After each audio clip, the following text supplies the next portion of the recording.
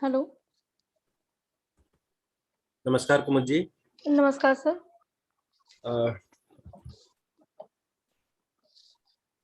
माता सुंदरी महिला महाविद्यालय और पीएलसी डॉक्टर हरि सिंह गौर केंद्रीय विश्वविद्यालय महात्मा गांधी काशी विद्यापीठ की ओर से आयोजित इस 7 दिवसीय फैकल्टी डेवलपमेंट कार्यक्रम में आपका स्वागत है। आज के दिन के प्रथम सत्र का संचालन करने के लिए डॉक्टर कुमुद सिंह हमारे बीच में है। डॉक्टर कुमुद सिंह बनारस से हैं, बनारस में पढ़ाती हैं, हिंदी पढ़ाती हैं। तो मैं कुमुद सिंह जी से निवेदन करूंगा कि वो कार्यक्रम का संचालन करें। डॉक्टर कुमुद सिंह। धन्यवाद सर। मेरी आवाज आ रही है? हाँ जी जी। Ministry of education government of India के निर्देश पर 1 वीक ऑनलाइन कार्यक्रम interdisciplinary program on Indian knowledge system concern approaches and applications in national education policy 2020 विषय पर आधारित कार्यक्रम में पुनः आप सभी का स्वागत है।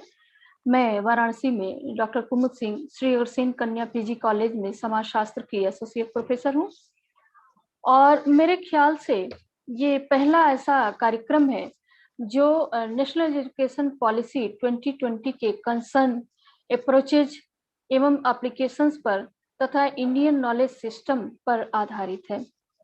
आपको यह जानकर खुशी होगी कि सबसे बड़ी बात यह है कि यह इंटरडिसिप्लिनरी कार्यक्रम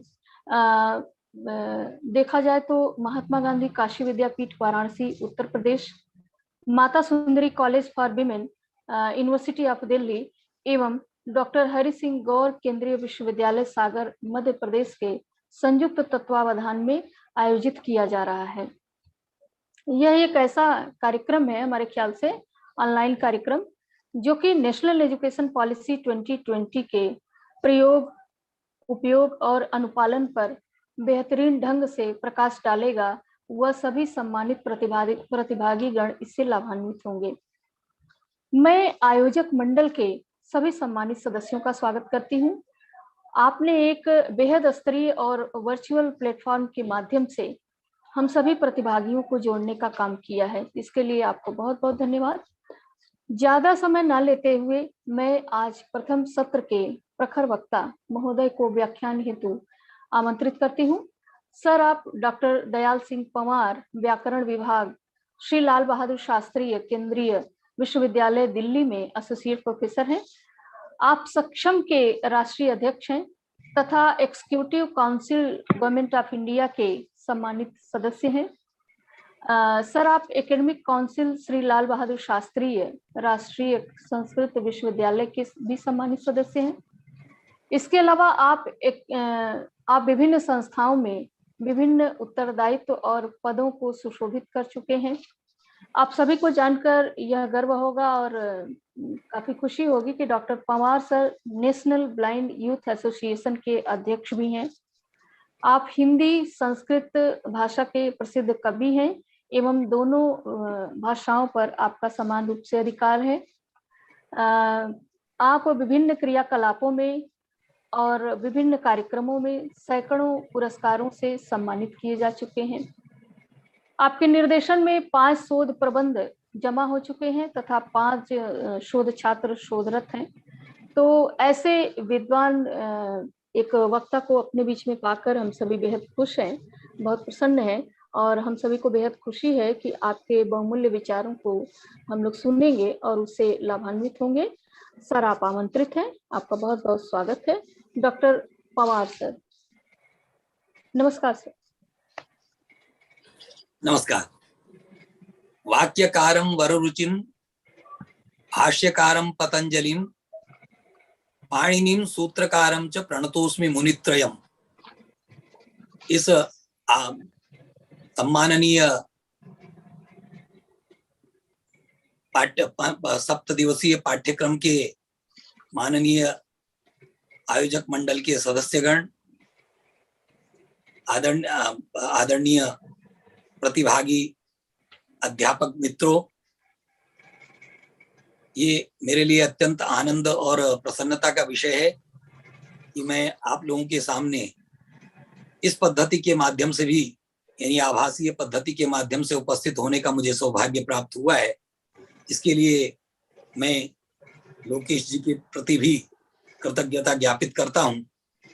और इस विषय को लेकर जैसा कि मैंने प्रारंभिक मंगलाचरण की पंक्तियां बोली, तो विषय उससे भी कुछ स्पष्ट होता है। भारतीय शास्त्रीय परंपरा और संस्कृत व्याकरण शास्त्र का परिचय मैं आपके सामने उपस्थापित करने का प्रयत्न करूंगा। और मैं प्रयत्न करूंगा कि सरल रीति से ये कठिन और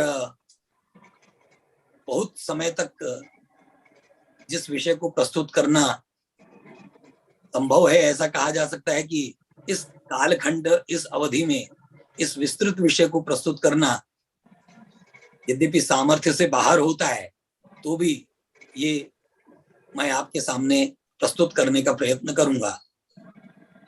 मैं ऐसा भी मानता हूं कि जो भारतीय परंपरा है और भारतीय परंपरा में ऐसी शास्त्रीय परंपरा के ऐसे जो विषय हैं, उनसे हम सबका कुछ परिचय अवश्य होना चाहिए। और नई शिक्षा नीति के संदर्भ में जहां चर्चा हुई, तो नई शिक्षा पद्धति, नई शिक्षा नीति इस विषय में हमको आश्वस्त करती है कि हम अपनी भारतीय परंपरा से परिचय प्राप्त करेंगे।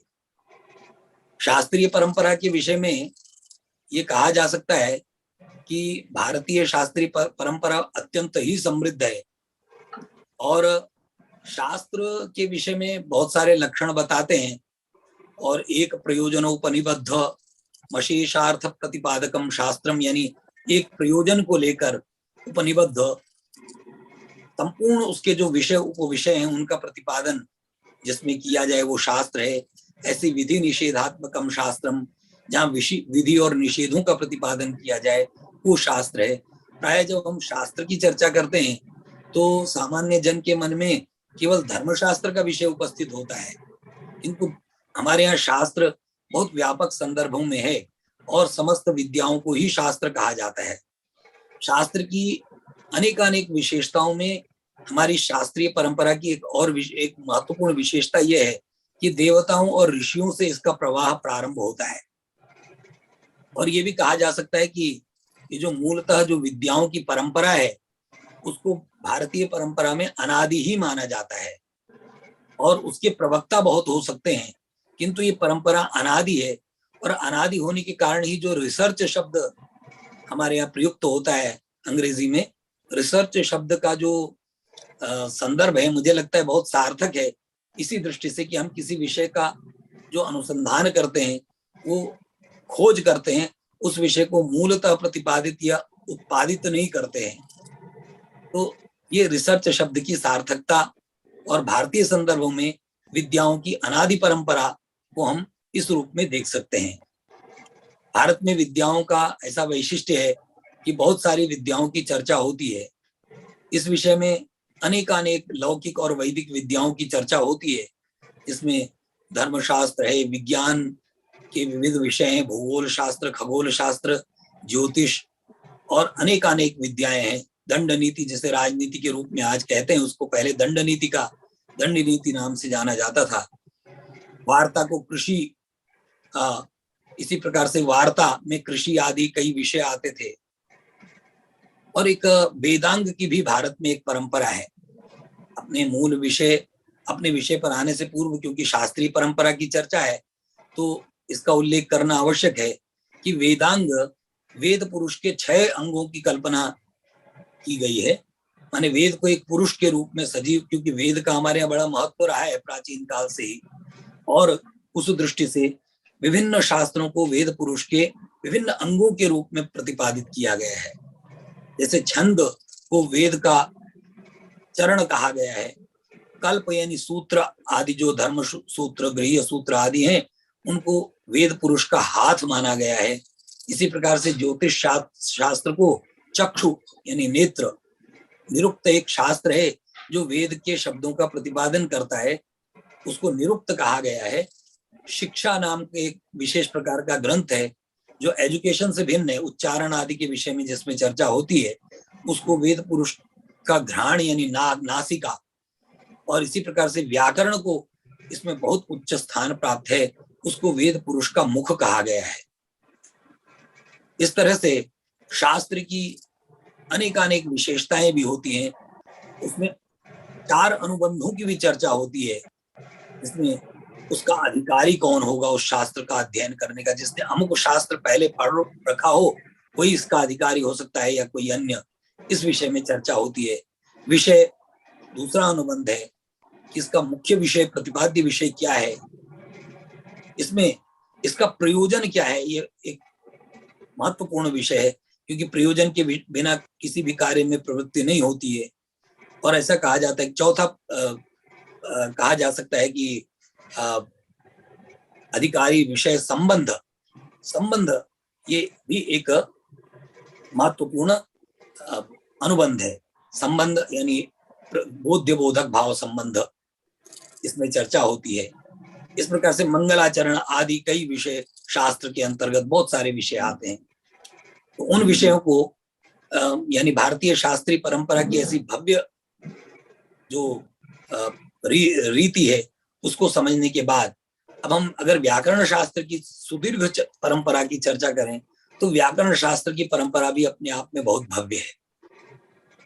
व्याकरण शास्त्र को हम शब्दानुशासन कहते हैं, शब्द शास्त्र कहते हैं, जहां अन्य व्याकरणों का, अन्य भाषाओं के व्याकरणों का उद्देश्य केवल उस भाषा को सीखना है, केवल उस भाषा को ग्रहण करना है, वहां भारतीय संस्कृत व्याकरण शास्त्र का उद्देश्य कुछ अलग और भिन्न है।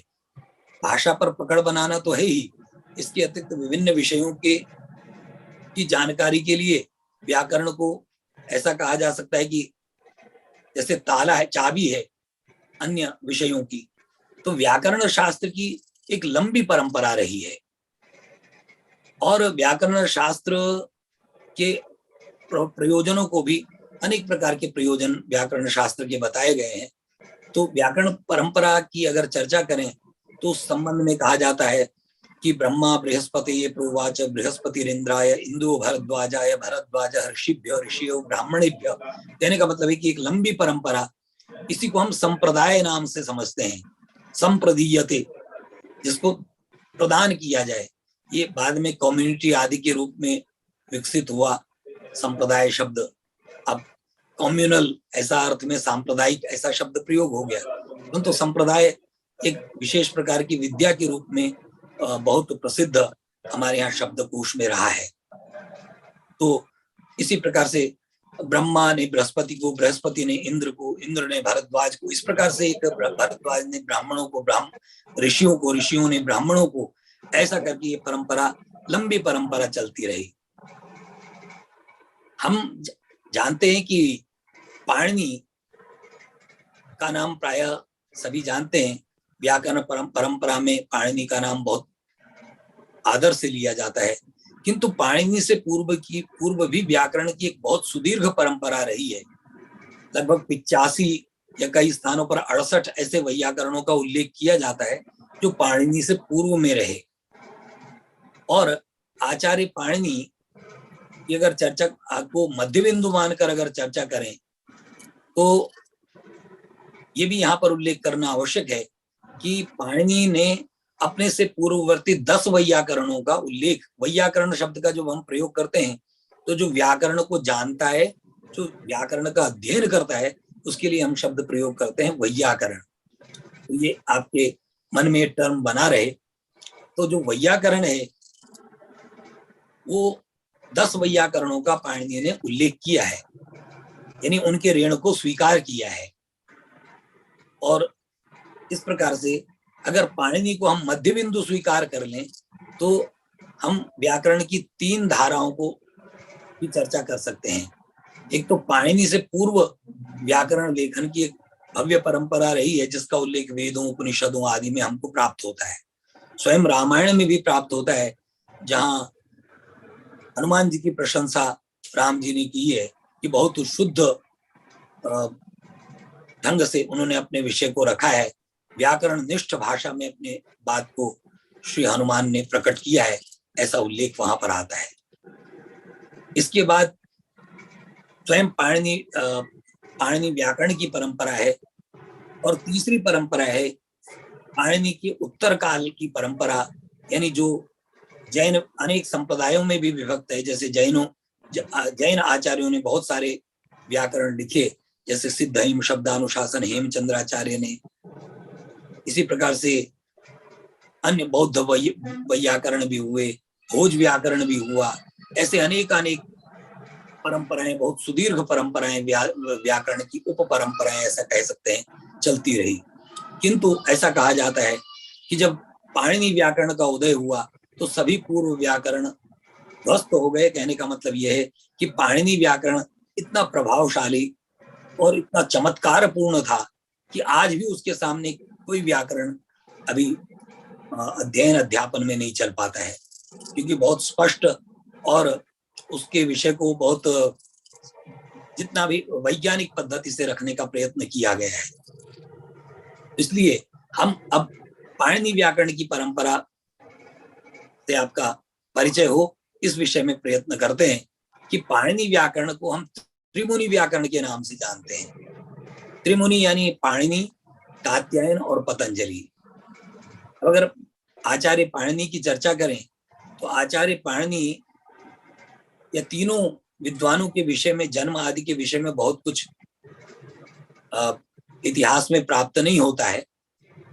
जीवन के विषय में, जन्म के विषय में भी ऐसा कहा जाता है कि पाणिनि का जन्म कई विद्वानों ने उल्लेख किया, उससे पता चलता है कि शालातुर नाम के किसी गांव में हुआ।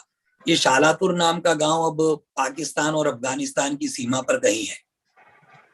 तो आचार्य पाणिनि ने ऐसा कहा जाता है कि थोड़ा बौद्धिक दृष्टि से कुछ मंद रहे और भगवान शिव की तपस्या की गुरुजी के परामर्श से। उनके गुरुजी का नाम उपवर्ष ऐसा रहा। तो आचार्य उपवर्ष के परामर्श पर उन्होंने शिव जी की तपस्या की और शिव जी ने उन्हें 14 सूत्र प्रदान किए। ये 14 सूत्र बड़े महत्वपूर्ण हैं। इनको हम वर्ण समामनाय के नाम से जानते हैं। माहेश्वर सूत्र, क्योंकि महेश्वर से प्राप्त हुए, तो उन्होंने ऐसा डमरू का 14 बार निनाद किया, यानी डमरू बजाया, और उससे ये सूत्र प्रकट हुए। जैसे आई ऊं ऋ ए ओं आई औच हयवरट लण यमगणनम झभय घड़दश जबगड़दश खाफा छाठा था चटताव कपय शशसर हल। ये मैंने आपके सामने ये 14 सूत्र जो बोले हैं, उससे आपको ऐसा लगता होगा कि ये बहुत विचित्र इनका उच्चारण है, किंतु ये अपने आप में बहुत स्पष्ट हैं।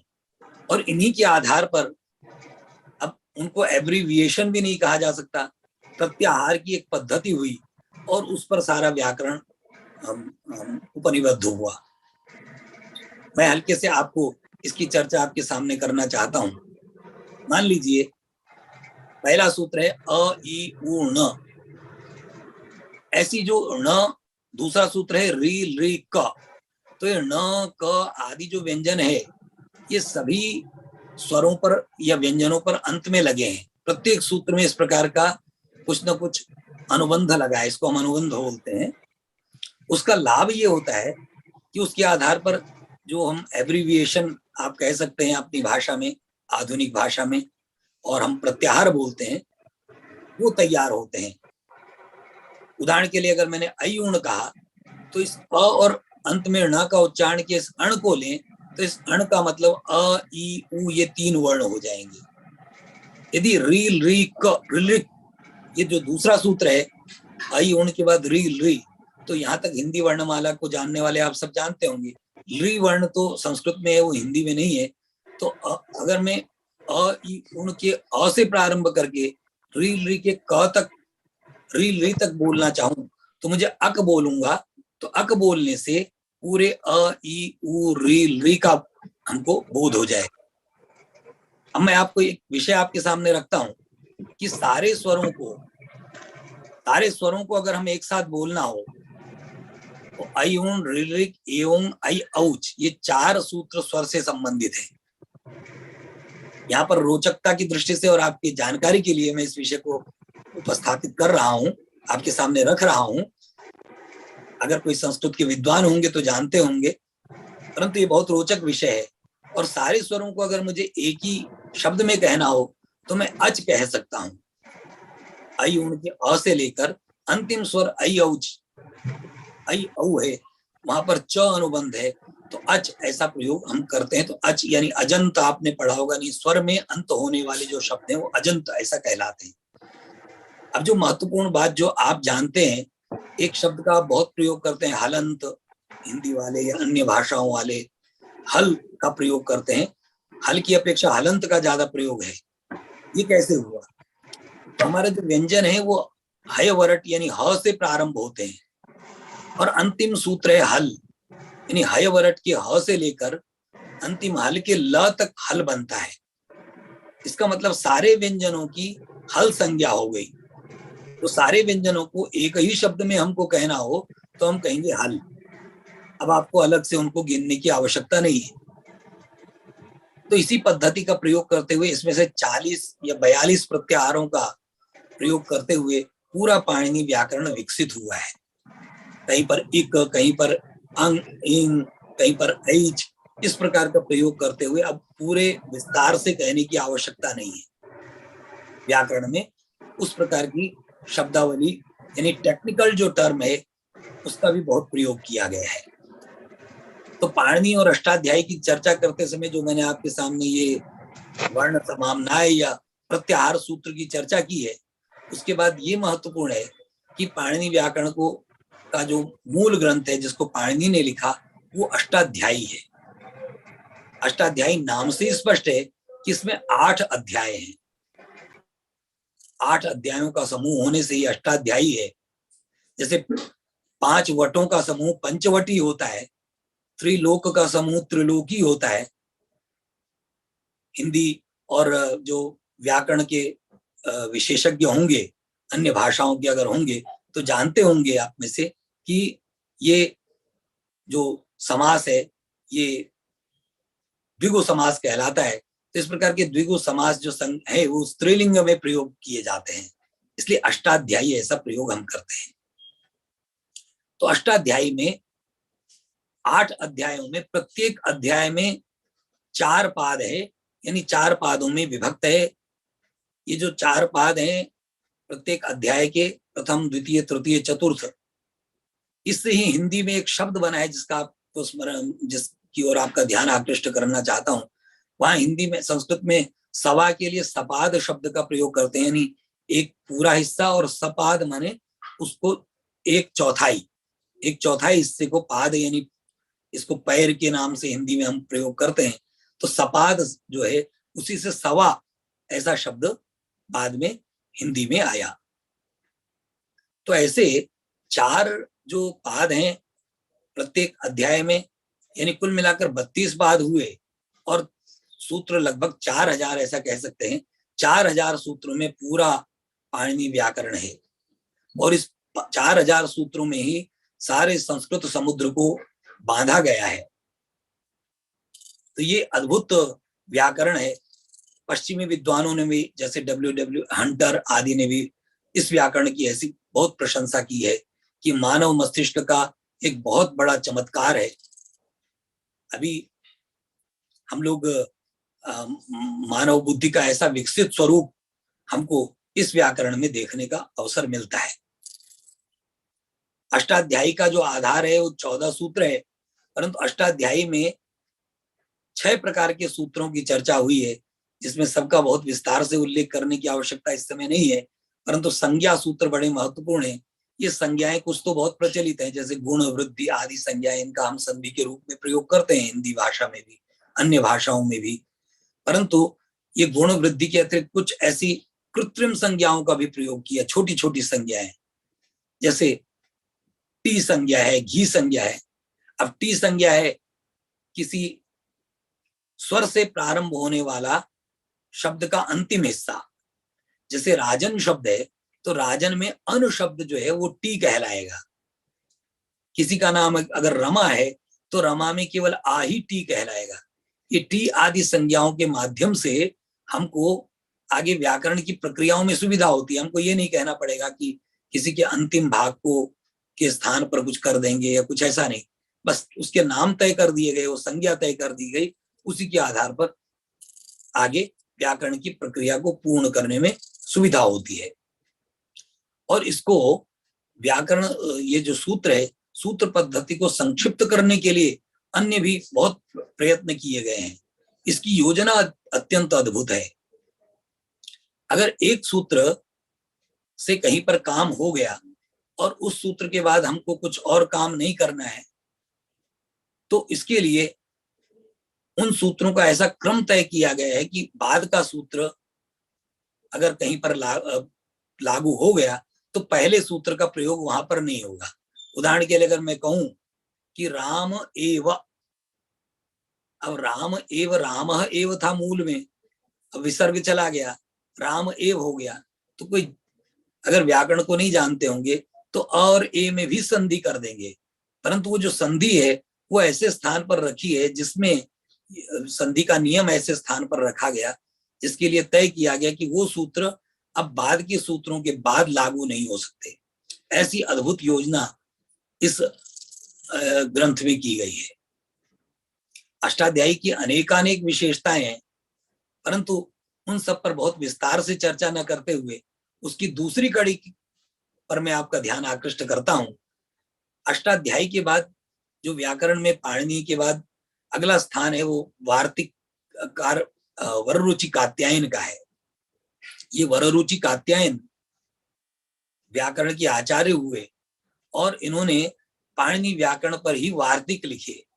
वार्तिक माने एक ऐसा ग्रंथ होता है, जैसे सूत्र बहुत संक्षिप्त होते हैं, ऐसी वार्तिक जिसमें सूत्रों में कही गए उक्ता नुक्त दुरुक्त ऐसा हम बोलते हैं, यानी उक्त माने जो कहा गया, अनुक्त माने जो नहीं कहा गया, और दुरुक्त माने जो ठीक से नहीं कहा गया, उसकी चिंता करने वाला ग्रंथ ये वार्तिक है।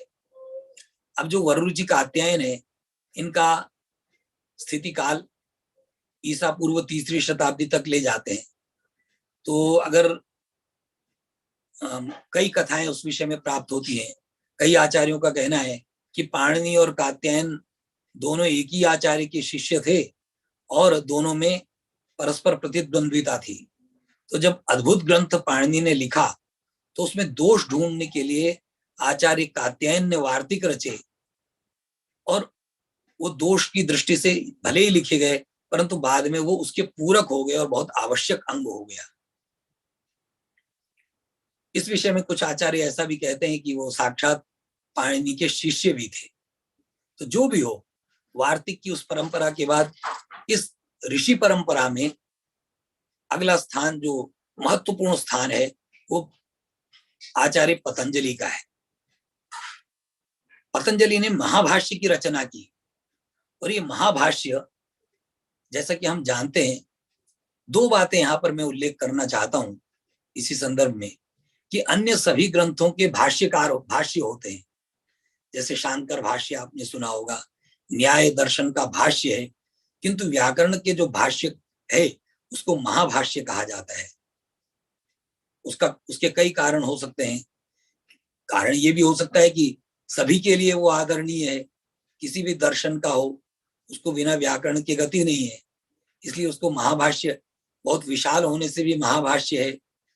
और तीसरी बात यह है कि अन्य जो दर्शन है, संस्कृत परंपरा के जो दर्शन है, उन सब में सूत्रकार तो ऋषि हुए हैं सभी में, किंतु उनके जो वार्तिककार और भाष्यकार हैं वो आचार्य हुए, ऋषि नहीं हुए।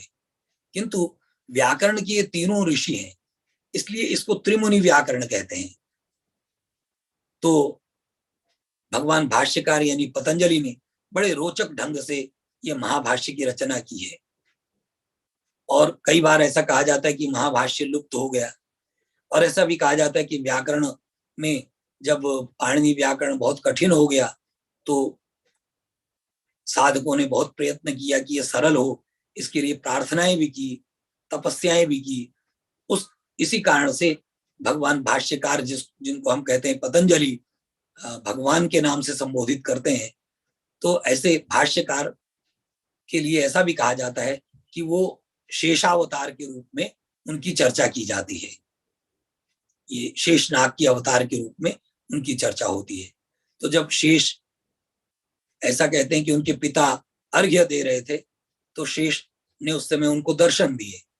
तब अचानक एक शब्द है आप कौन है, ये वाक्य के लिए उन्होंने को भवान आप कौन है, इसके स्थान पर व्याकरण के गर्भ में ऐसा बोल दिया, गर्भ में व्याकरण के थोड़ा सा गर्वित होकर कि कोर भवान ऐसा प्रयोग कर दिया। तो उसने कहा कि सपोहम, यानी मैं, अब सपोहम कहा तो होना चाहिए था सर्पोहम। तब उनके पिता ने पूछा कि रेफा कुत्र गतः, ये र कहाँ गया, रेफ कहाँ चला गया सप में से। तब उसने उत्तर दिया त्वया भक्षिता, तुमने खा लिया उसको, क्योंकि उन्होंने कहा था कोर भवान, को भवान कहना था, कोर भवान कहा। तो ऐसी रोचक कथाएं भी, आख्यान भी इस विषय में उपलब्ध होते हैं। ऐसा भी उल्लेख होता है कि जब भाष्य लुप्त हो गया या भाष्य फिर दोबारा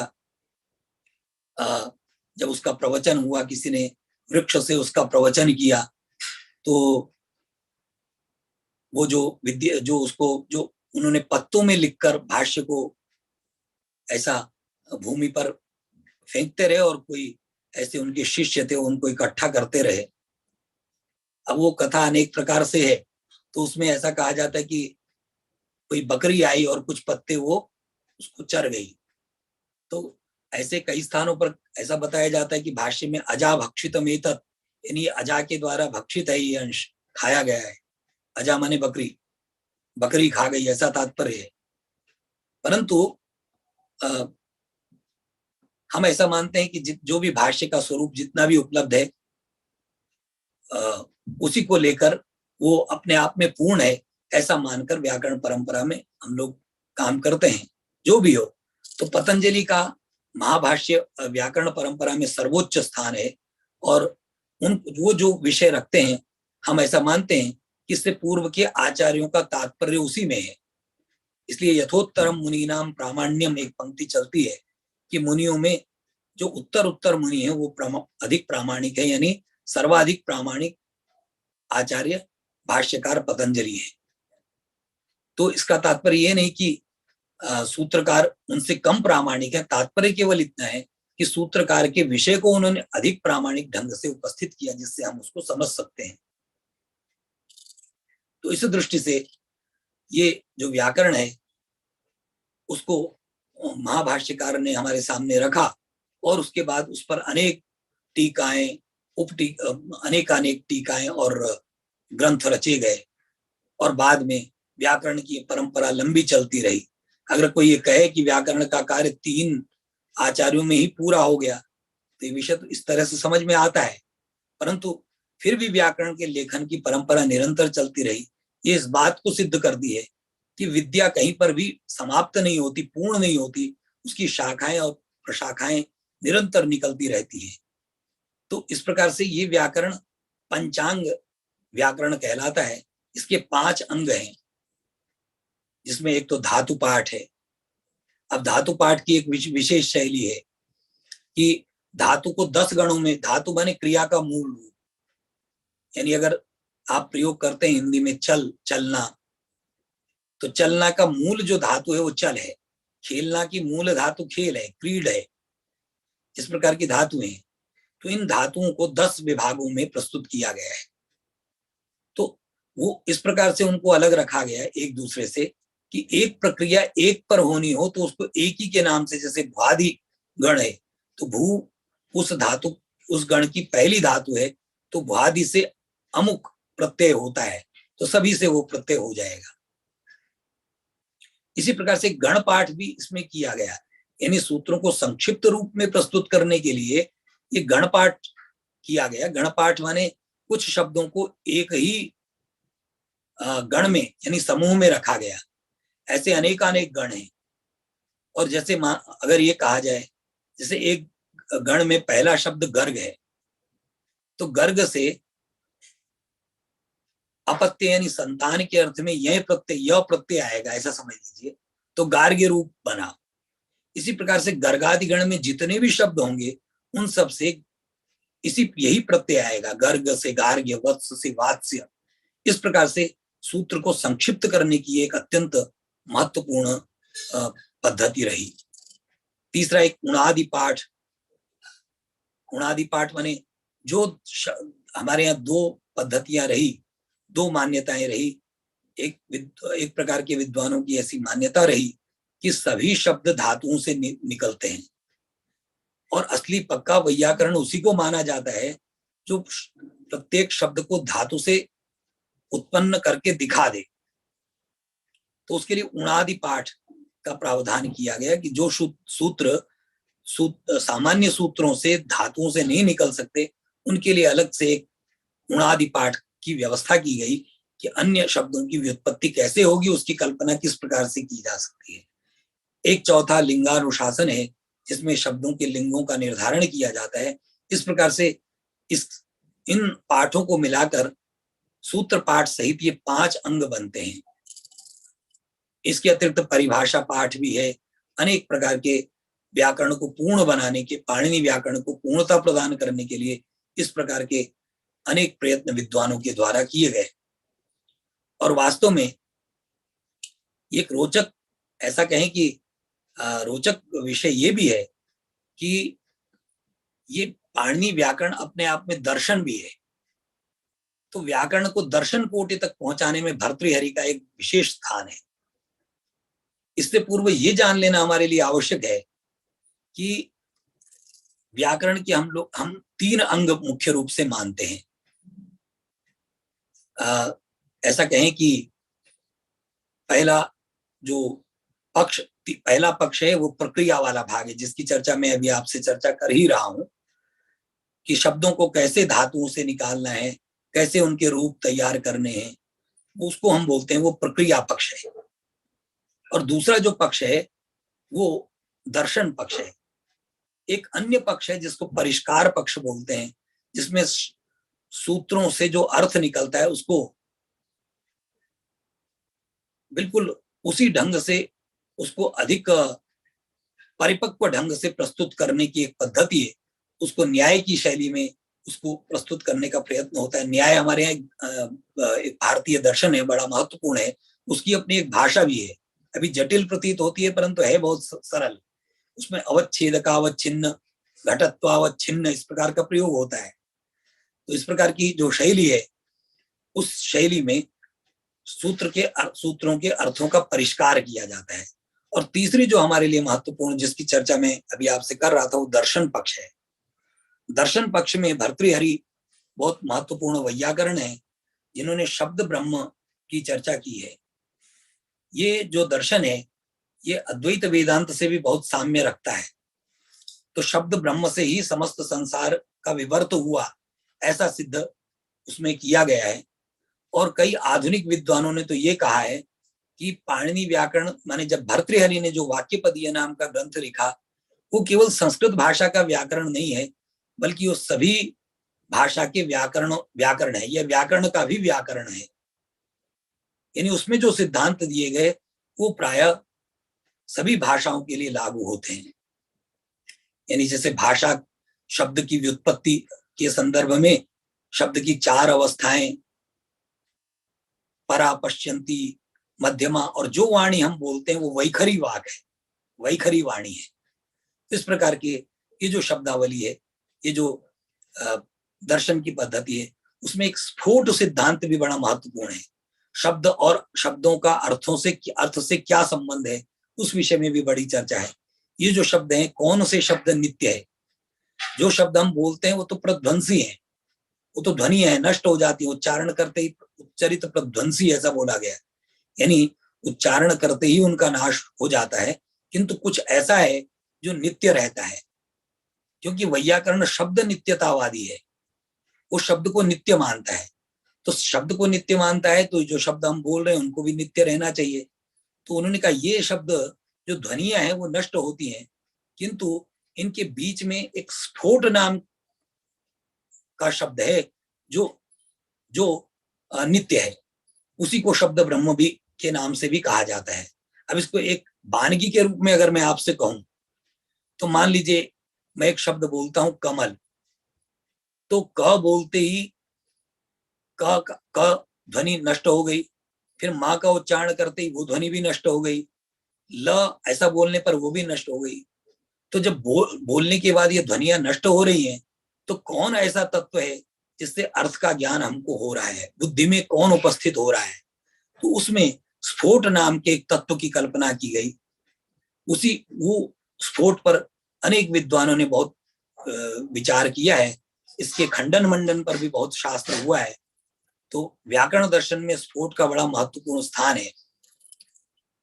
और भर्तृहरि यद्यपि वो ऋषि नहीं है, आचार्य हैं, किंतु उनकी पंक्तियों को भी हम उसी प्रकार से वैयाकरण मानते हैं।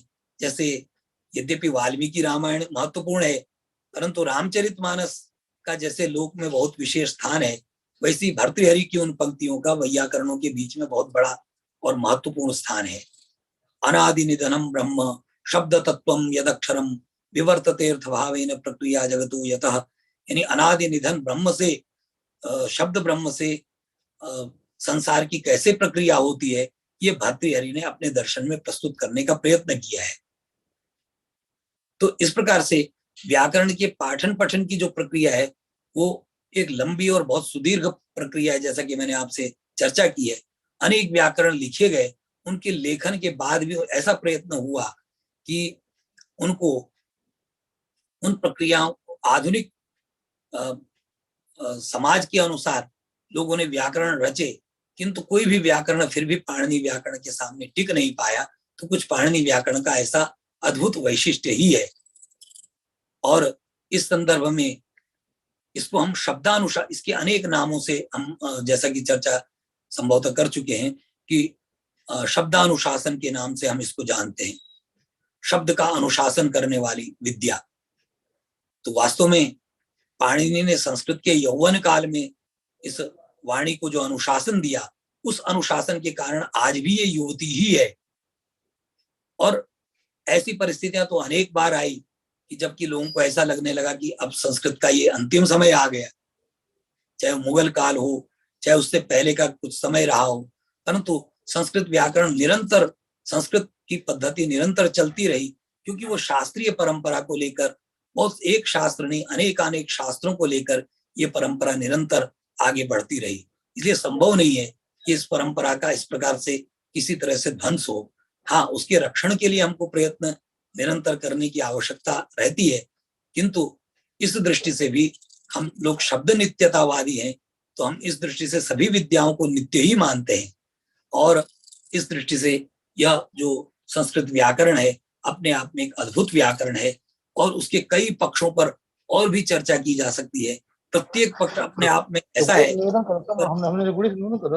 लंबा विषय आपके सामने रखा जा सकता है, परंतु अत्यंत संक्षेप से संभवतः जो मैंने सोचा होगा कई विषय छूट भी गए, किंतु फिर भी आपके सामने उन विषयों को रखने का प्रयत्न किया। ये निश्चित रूप से मैं सौभाग्यशाली मानता हूं कि आप जैसे विद्वानों के सामने, आप जैसे विद्वान अध्यापकों के सामने मैंने अपना विषय रखने का प्रयत्न किसी प्रकार से किया है। और मैं अपने विषय के अंत में आप सबके इस development program, faculty development program के सफलतापूर्वक संपन्न होने की कामना करता हूं, और इसका सुपरिणाम आपको प्राप्त हो ये कामना भी करते हुए अपनी बात को पूरी करता हूं। नमस्कार, बहुत बहुत धन्यवाद। बहुत धन्यवाद सर। कुमुद जी, सवाल ले लीजिए अगर कोई सवाल है। बहुत बहुत धन्यवाद सर। और आपने इतने विस्तार से पाणिनि व्याकरण पर और उनके अष्टाध्यायी जो उनका ग्रंथ है, जिसके बारे में बहुत कम जानकारी हम लोग को है, तो उसको बहुत ही अच्छे ढंग से प्रस्तुत किया और बताया, और उससे निश्चित रूप से हम सभी प्रतिभागी लाभान्वित हुए हैं। तो धन्यवाद ज्ञापन के लिए अब मैं आमंत्रित करती हूँ श्री हनुमान गुप्ता जी को। हनुमान गुप्ता जी, अभी कुमुद जी एक दो सवाल ले रहे हैं। आई थिंक संदीप लोखंडे जी कोई सवाल पूछना चाह रहे हैं। एक बार सवाल लेने के लिए हमारे पास है समय 10 मिनट। ठीक है सर। तो यदि किसी प्रतिभागी, सम्मानित प्रतिभागी का कोई प्रश्न हो तो कृपया उसको पूछें सर से। स्वागत है। संदीप जी। मिथिलेश मैडम। मिथिलेश मैडम आप। हाँ महोदय, सवाल है। मेरा एक सवाल है, आपने जो आचार्य और ऋषि ऐसे दो शब्द प्रयोग किए, तो इसमें फर्क क्या है, थोड़ा समझाएंगे? आचार्य और ऋषि। हाँ, ये बहुत अच्छा प्रश्न है। और आचार्य और ऋषि, वास्तव में मुझे आपके प्रश्न पूछने से पहले इस विषय को स्पष्ट कर देना चाहिए था। असल में ऋषि जो है, ऋषि हम उसको कहते हैं, मूलतः ऋषि दर्शने धातु है। ऋषि शब्द के लिए इंग्लिश में एक शब्द का प्रयोग किया जाता है, सीयर, यानी जिन्होंने वैदिक मंत्रों के अर्थ, वैदिक मंत्रों का दर्शन किया है। क्योंकि वैदिक मंत्रों की उत्पत्ति हमारे यहाँ नहीं मानी जाती, उनकी रचना नहीं मानी जाती है। ऋषियों को हम उनका दर्शन करने वाला मानते हैं, तो वो ऋषि हुए। और आचार्य को आप जानते ही हैं, उन विषयों को उन विषयों पर लिखने वाले, उन विषयों का अध्ययन अध्यापन कराने वाले, ऐसे सामान्य, उनकी अपेक्षा सामान्य आचार्य बहुत विद्वान होते हैं। आप सब भी आचार्य हैं। तो इस प्रकार से ऋषि शब्द के अर्थ को स्पष्ट करने के लिए आचार्य, आचारम ग्राहयति, ऐसा करके आचार्य की व्युत्पत्ति है। उसमें मैं आपको ज्यादा अधिक गहराई में ले जाने नहीं चाहता, परंतु आप सब जानते हैं आचार्य के विषय में। ऋषि कहने से ही मुझे लगता है कि आपको दोनों का अंतर स्पष्ट हो गया होगा। धन्यवाद सर। मिथिलेश मैडम, आप अपना प्रश्न पूछें।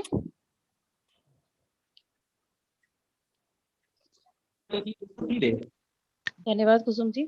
मुझे सभी सुधीजनों को मेरा प्रणाम। संस्कृत की मेरी बहुत सीमित जानकारी थी और आज इस लेक्चर से मुझे अच्छी खासी जानकारी प्राप्त हुई है। ये तो नहीं कहूंगी कि बहुत समझ में मुझे आया, क्योंकि संस्कृत मैंने बहुत कम पढ़ा है। मैं यहाँ कोई प्रश्न नहीं पूछ रही हूँ, मेरा एक हिस्सा छूट गया जो मुझे बहुत इंटरेस्टिंग लग रहा था इस लेक्चर में। आपने बताया था सर कि वेदांत के 6 अंग हैं, जिसमें शिक्षा को नासिका और व्याकरण को मुख कहा गया है। मैं इतना ही मैंने नोट किया था, मुझे बाकी के 4 बता दीजिए बस। जी, ये हमारे यहाँ जो व्याकरण के 6 अंग बताए, उनमें छंद को, छंद शास्त्र जिसको पिंगल आचार्य ने लिखा, उसको वेद का पैर माना गया है। और इसी प्रकार से कल्प शास्त्र है। कल्प सूत्र 3 प्रकार के, धर्म सूत्र, गृह्य सूत्र, शुल्ब सूत्र है। ये जो कल्प है, इसको वेद पुरुष का हाथ ऐसा माना जाता है। इसके अतिरिक्त एक जो वेद पुरुष का कान है, यानी श्रोत्र जिसको हम बोलते हैं, वो निरुक्त शास्त्र को कहा जाता है, जिससे वैदिक शब्दों की, जिसमें व्युत्पत्ति के विषय में विचार किया जाता है। तो वो वेद पुरुष का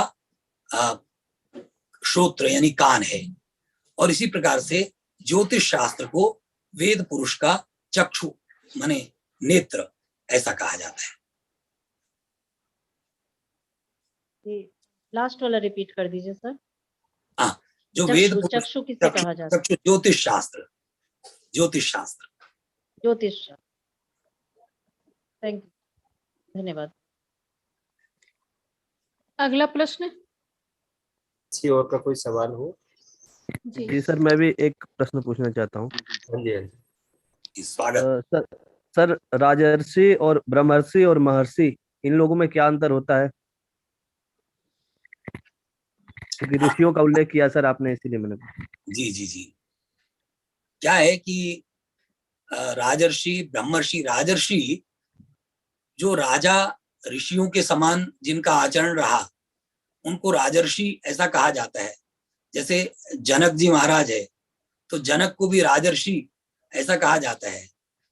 ब्रह्मर्षि जिनको ब्रह्म का साक्षात्कार, ऐसे ब्रह्मर्षि और महर्षि में थोड़ा टेक्निकल कुछ अंतर तो अवश्य है, परंतु ब्रह्मर्षि जिन्होंने वेद मंत्रों के दृष्टा ऋषि हुए, उनको ब्रह्मर्षि सामान्य रूप से ब्रह्म के भी दर्शन हुए, ब्रह्म साक्षात्कार जिनको हो गया वो ब्रह्मर्षि हुए।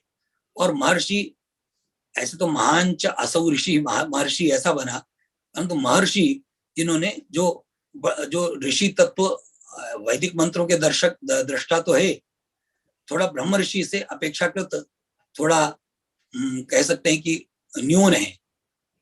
ऐसे इस विषय में कई उक्तियां भी मिलती हैं, परंतु अभी जैसा मेरे मन में जैसी स्थिति बुद्धि में जो उपस्थित हुआ, उस आधार पर मैंने आपको स्पष्ट करने का प्रयत्न किया।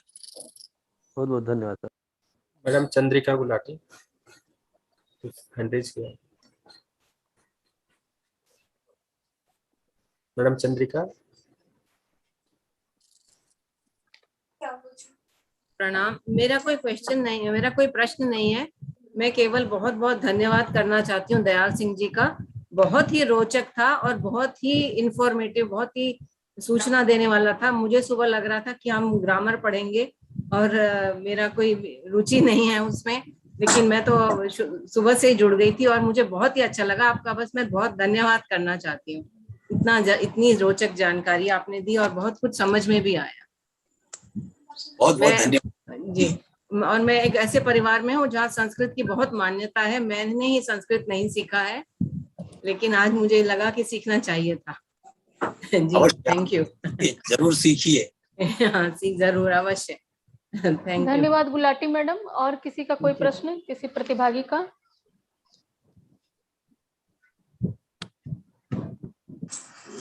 सर एक प्रश्न है मेरा। जी स्वागत। सर एक व्यवहारिक प्रश्न है मेरा। सर प्रणाम आपको। पहले बहुत ही रोचक प्रस्तुति थी सर आपकी।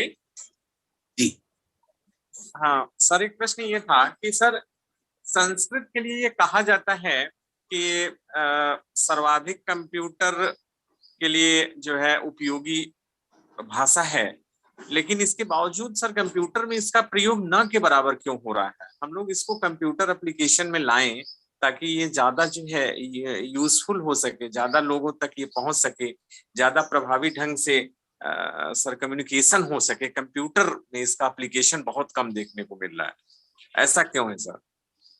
आपका जो प्रश्न है बहुत महत्वपूर्ण है। तो परंतु इस प्रश्न का जो पहला हिस्सा है उसकी चर्चा अगर मैं करूं तो वैसे तो संस्कृत के लिए सब बहुत अधिक उपयोगी होने का कारण एक बहुत विशेष है। ये प्रश्न आपने नहीं पूछा है परंतु फिर भी चर्चा करता हूं कि जब संस्कृत की वाक्य रचना का एक विशेषता है कि किसी भी शब्द को कहीं पर भी प्रयोग करेंगे अधिकांश रूप में तो अर्थ एक ही होगा।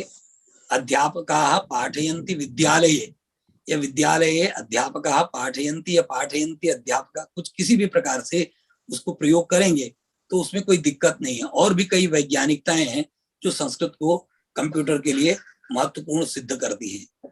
इसके पीछे कई कारण रहे होंगे। यद्यपि आज इस तरह के प्रयत्न हो रहे हैं, जेएनयू में भी जो संस्कृत विभाग है, डीयू में भी अब कुछ काम विभाग में हो रहा है, और भी जो अन्य क्षेत्र हैं वहां पर भी इसको लेकर अब काम कुछ आगे बढ़ा है। मैं आशा करता हूं कि उसका जो हम लोग जो आपने विषय रखा है उसका मुख्य कारण ये रहा कि हम लोग संस्कृत को वो मान्यता नहीं दे पाए। और नई शिक्षा नीति से आशा करते हैं, नई शिक्षा नीति को मैंने भी देखने का प्रयत्न किया है इस दृष्टि से, तो उसमें संस्कृत के विषय में जो विचार प्रकट किए गए हैं या भारतीय परंपराओं के विषय में जो विचार प्रकट किए गए उससे हम बहुत आशान्वित हैं और इस विषय को लेकर काफी चर्चा और चिंतन अब आगे बढ़ रहा है। मुझे लगता है कि आपका जो प्रश्न है वो एक कामना के रूप में एक परिणाम देगा, ऐसी मैं करता हूँ। धन्यवाद सर।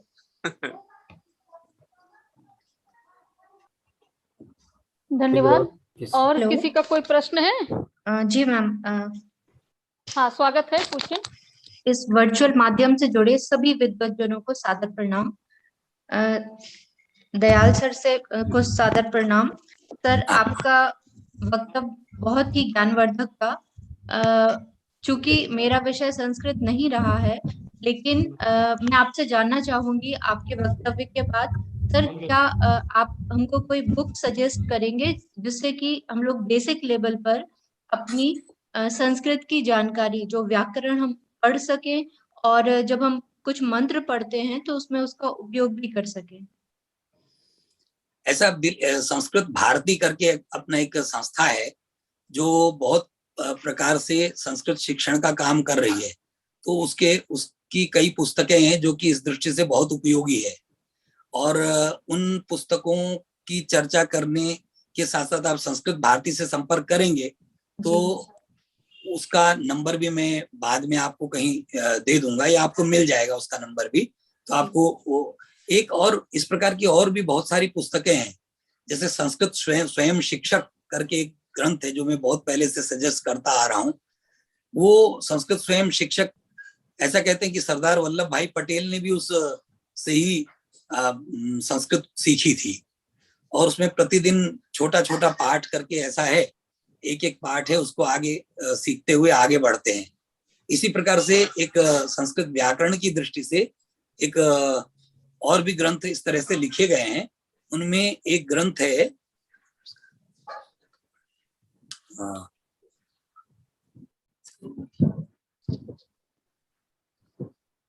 रचनानुवाद, ये ग्रंथ है रचनानुवाद कौमुदी। रचनानुवाद कौमुदी में भी प्रत्येक दिन के पाठ हैं। उन पाठों को लेकर हम जो है एक एक पाठ को एक दिन में पढ़ेंगे तो बहुत, जिन्हें बेसिक, जिनको थोड़ा बहुत होगा वो थोड़ा अच्छी तरह से समझेंगे। जिनको बेसिक नहीं है वो संस्कृत भारती या संस्कृत स्वयं शिक्षक जैसे ग्रंथों का सहारा ले सकते हैं। ये श्रीपाद दामोदर सातवलेकर जी का ग्रंथ है संस्कृत स्वयं शिक्षक। सर बहुत बहुत धन्यवाद आपका। कोई और किसी का सवाल? डॉक्टर हनुमान गुप्ता जी को कुमार जी। जी हाँ सर, सभी को बहुत बहुत धन्यवाद और सर को बहुत धन्यवाद। हनुमान गुप्ता जी को हम आमंत्रित करते हैं कि आप इस सत्र का धन्यवाद ज्ञापन करें। जी धन्यवाद कुमार जी। हेलो, मेरी तबीयत थोड़ी ठीक नहीं है। गुरुर् ब्रह्मा गुरुर् विष्णु गुरुर्देवो महेश्वर गुरुर् साक्षात परब्रह्म तस्मै श्री गुरुवे नमः। अपने सभी गुरुओं को ध्यान करते हुए और आज के व्याख्यान के जो प्रथम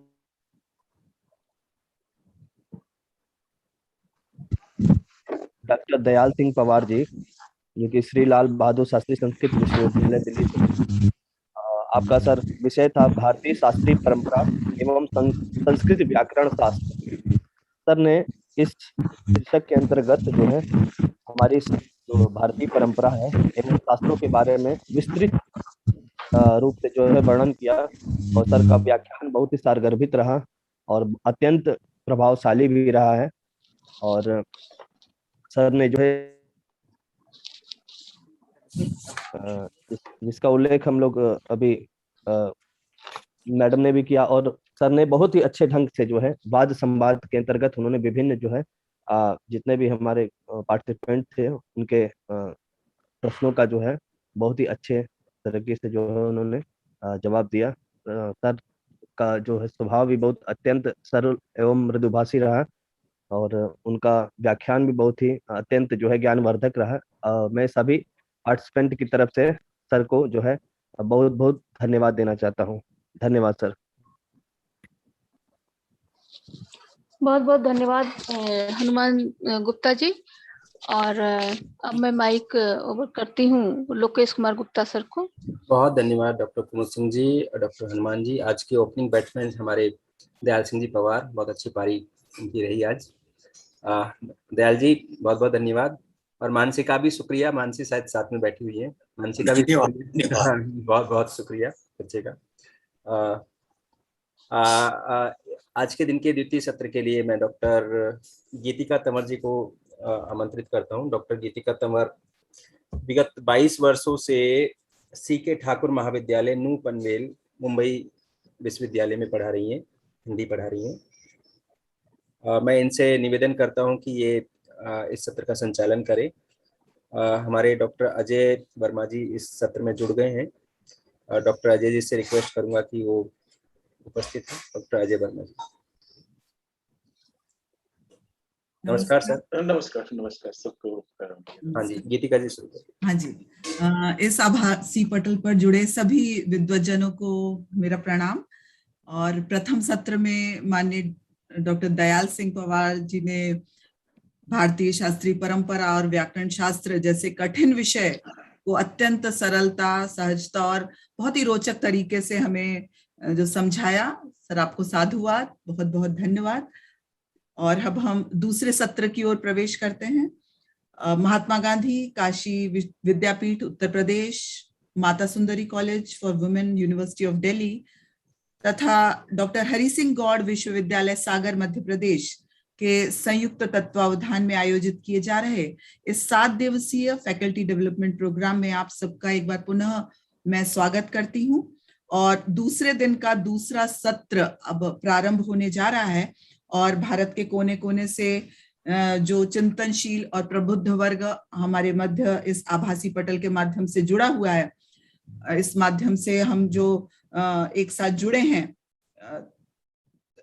तो मित्रों, जैसा कि हम सब जानते हैं कि इस एफडीपी का विषय है भारतीय शिक्षण व्यवस्था, और भारत जो है वो ज्ञान और दर्शन के क्षेत्र में सदैव ही सर्वोपरि रहा है, तभी तो वह विश्व गुरु कहलाता है। और विभिन्न विद्वानों ने भी भारतीय ज्ञान को प्रकाश स्रोत, अंतर्दृष्टि, अंतर्ज्योति जैसी उपमाओं से विभूषित भी किया है। तो भारतीय शिक्षा जो है वो जीवन का एक यथार्थ दर्शन कराती है, और दर्शन उस विद्या को कहा जाता है जिसके द्वारा तत्व का ज्ञान हो सके, अर्थात दर्शन हो सके, और मानव को वह इस योग्य बना देता है कि वह भवसागर की बाधाओं को पार कर अंत में मोक्ष प्राप्त कर सके, जो कि मानव जीवन का परम लक्ष्य होता है। और इस दूसरे सत्र में हमें अपने ज्ञान के प्रकाश से आलोकित करने के लिए दर्शन शास्त्र के विद्वान प्रखर वक्ता माननीय डॉक्टर अजय वर्मा जी हमारा मार्गदर्शन करने हेतु यहाँ पधार चुके हैं। और सर, मैं आपका हार्दिक स्वागत करती हूँ। और इस सत्र प्रारंभ होने से पहले मैं आपका संक्षिप्त परिचय देना चाहूंगी जो मुझे प्राप्त हुआ है। Dr. Ajay Verma is an Associate Professor, Center for Philosophy, School of Social Science, JNU. His area of interest includes Indian philosophy, continental philosophy, and comparative philosophy. He has been awarded Indian Philosophy Congress Gold Medal for scoring highest marks in MA in 1995. He has also awarded N.V. Thadani Memorial Prize for scoring highest marks in Indian philosophy in MA in annual convocation held in year 1995. Dr. Ajay has many publications to his credit in many renowned journals like Journal of Indian Council of Philosophical Research, Springer, the Philosophical Quarterly, etc. His key researches are Bhartahari Verbal Holism, some hermeneutical queries, Dr. Ambedkar, Buddha and his Dhamma, a critical edition, System and Life World, a Habermasian overview of major trends in classical Indian philosophy. His recent peer-reviewed journals or books include Ethics of Jainism in Understanding Ethics, Reason, Emotion and Beyond,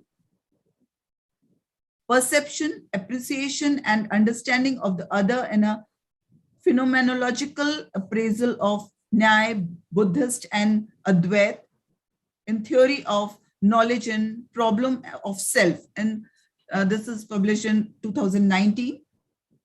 Sanction and Sanctity of Vedic Word, a review of K. Satchidanand Murthy's Vedic Hermeneutics, Reason and Revelation, 2019.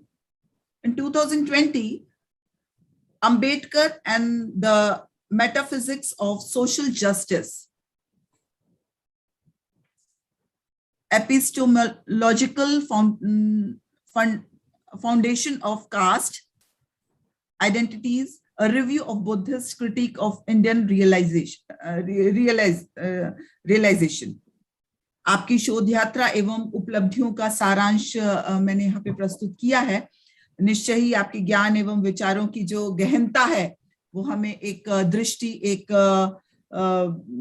दिशा प्रदान करेगी। Sir, आपका बहुत बहुत स्वागत है। आमंत्रित करूंगी आपको व्याख्यान हेतु, और जिसका विषय है knowledge, knower and knowing. Doctor Ajay Verma ji. Thanks so much for introducing me, for such a good introduction. So first of all, I would like to know, I'm very comfortable in Hindi. sort of, no, my Hindi is pretty good. I believe so. तो आप कहें तो मैं हिंदी में बात कर सकता हूँ. आप जैसा उचित समझे आप. सर मैं अनइनवाइटेड बोलूं. अब कुछ हमारे जैसों के लिए भी थोड़ा वो कर दीजिए जो इतनी अच्छी हिंदी नहीं जानते. बाइलिंगुअल हो जाइए. बाइलिंगुअल ज्यादा अच्छा है कि आप अपनी बात बाइलिंगुअल. बाइलिंगुअल ठीक है सर, बाइलिंगुअल हो जाइए. Perfect. So, then in that case, what I probably could do is that I would, sort of, I would speak mostly in English, and wherever any one of you wants me to say the same thing, sort of, there could be a particular portion which some of you may not sort of follow so well. In that, also, certain at times I'll be using certain technical terms from the point of view of philosophy, say, for example, epistemology and ontology and soteriology. So in those cases, if there is anyone amongst you who wants me to paraphrase certain portions in Hindi, you please feel free to interrupt me anywhere. And in that case, those particular portions, I would certainly maybe I'll try to paraphrase them in Hindi. So with these words, I'll begin by thanking the organizers for inviting me here, and also let me thank all of you. It's always a kind of let me admit, right in the beginning, I mean, when you're sitting in the midst of your peers, when you are sitting in the midst of your colleagues from different universities, it's always to be speaking in front of them is always a sort of jittery experience. You feel anxious and I'm also human, so it's always I feel a little jittery when speaking in front of a large audience who are very, very well versed in their respective fields. So thank you so much for being here to listen to me.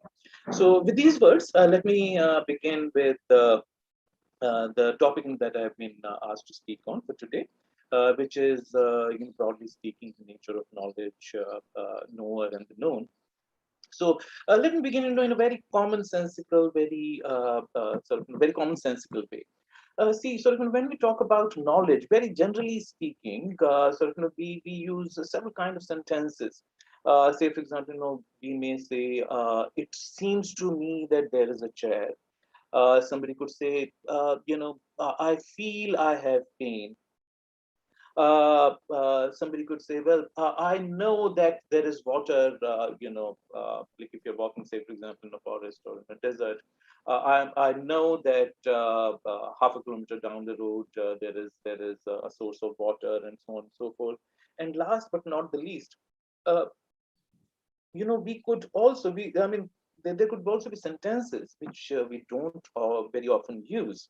But technically speaking, these would be wouldn't be nonsensical sentences. So we may say, I know that I know, right? I know that I know something, whatever. I know that I know X.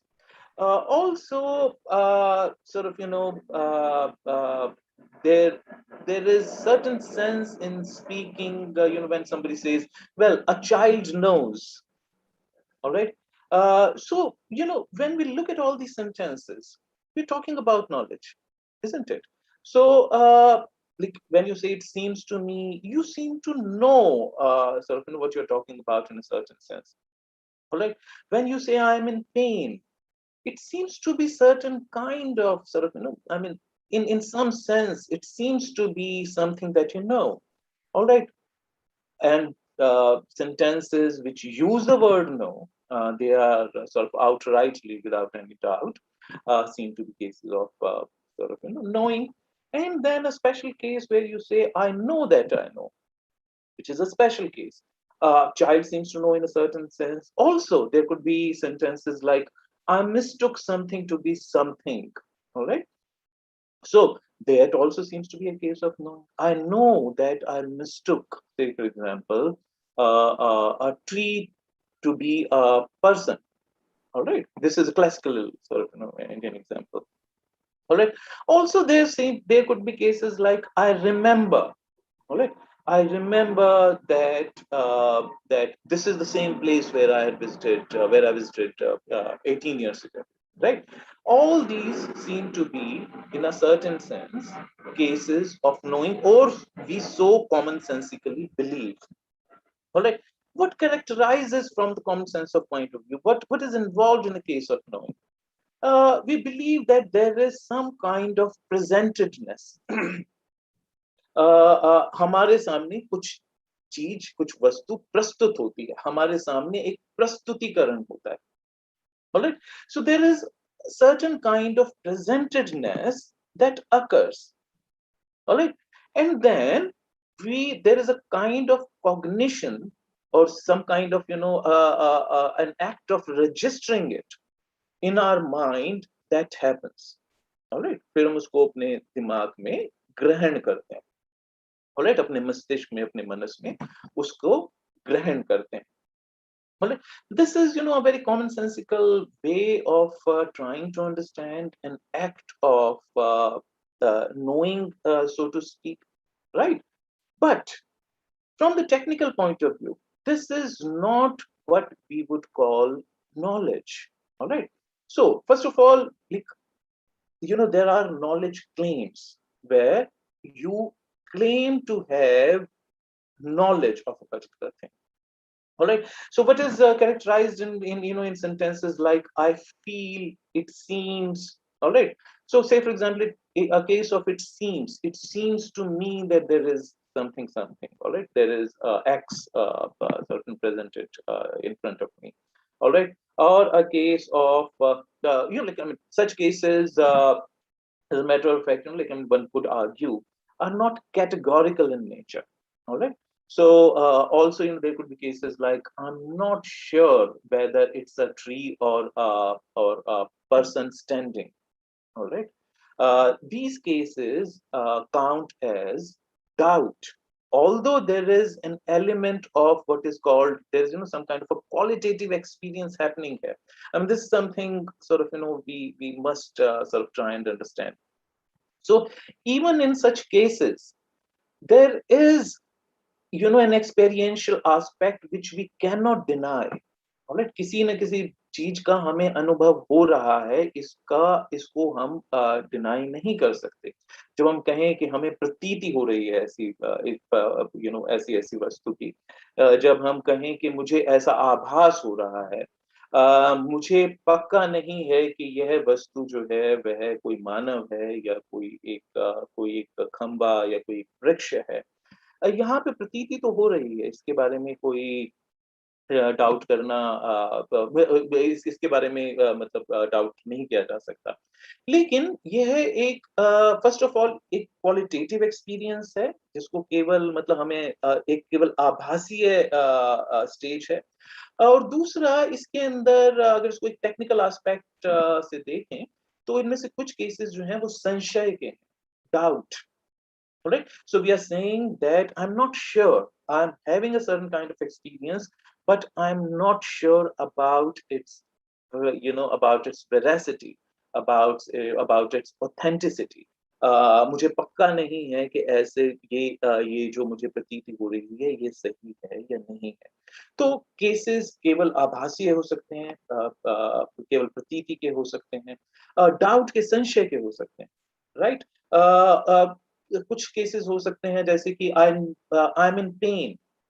There sort of you certainly know it that you are in pain, but how does other person know it? All right, or what kind of a case is this when you say I'm in pain? What is there an object involved here, namely pain? But could you really say that pain is object of knowledge? All right, because pain is sort of a feeling in itself. All right, so as a matter of fact, when you say I feel pain, it's a tautology of sort. All right, pain itself is a feeling. All right, so it's tantamount to saying I'm feeling the feeling. All right, so how should we consider such cases? So there are all of these technical aspects which, as laypersons, we may not be so interested in. But we'll soon see, from the point of view of philosophy, these are very, very important questions. All right. So from the point of view of philosophy, I mean, we want to have a particular definition. हम एक परिभाषा, एक सुनिश्चित परिभाषा चाहते हैं, जिसके आधार पर हम ज्ञान को परिभाषित कर सकें कि ज्ञान क्या है. There are two things involved here. When you're trying to define something, you'll have to you'll have to do two things simultaneously. You'll have to define it, but while defining it, you'll also have to distinguish from the cases that do not count as knowledge. All right, these two things, these two tasks you are taking upon yourself when you engage yourself in defining knowledge. All right, so we'll look at both these aspects. Of course, also, let me give a disclaimer right in the beginning. When you're talking about epistemology is theory of knowledge. All right. So when you're talking about epistemology, and from the point of view of Indian philosophy alone, it is such a vast area. It is such a vast area because the kind of discussions that you find in different sources are so vast that an entire FDP program spanning maybe into 2 weeks would not be sufficient to take into account all the different discussions. I mean, it's so vast. So I would be barely touching upon. I mean, we would be just kind of entering into the discussion into the vast area of epistemology today.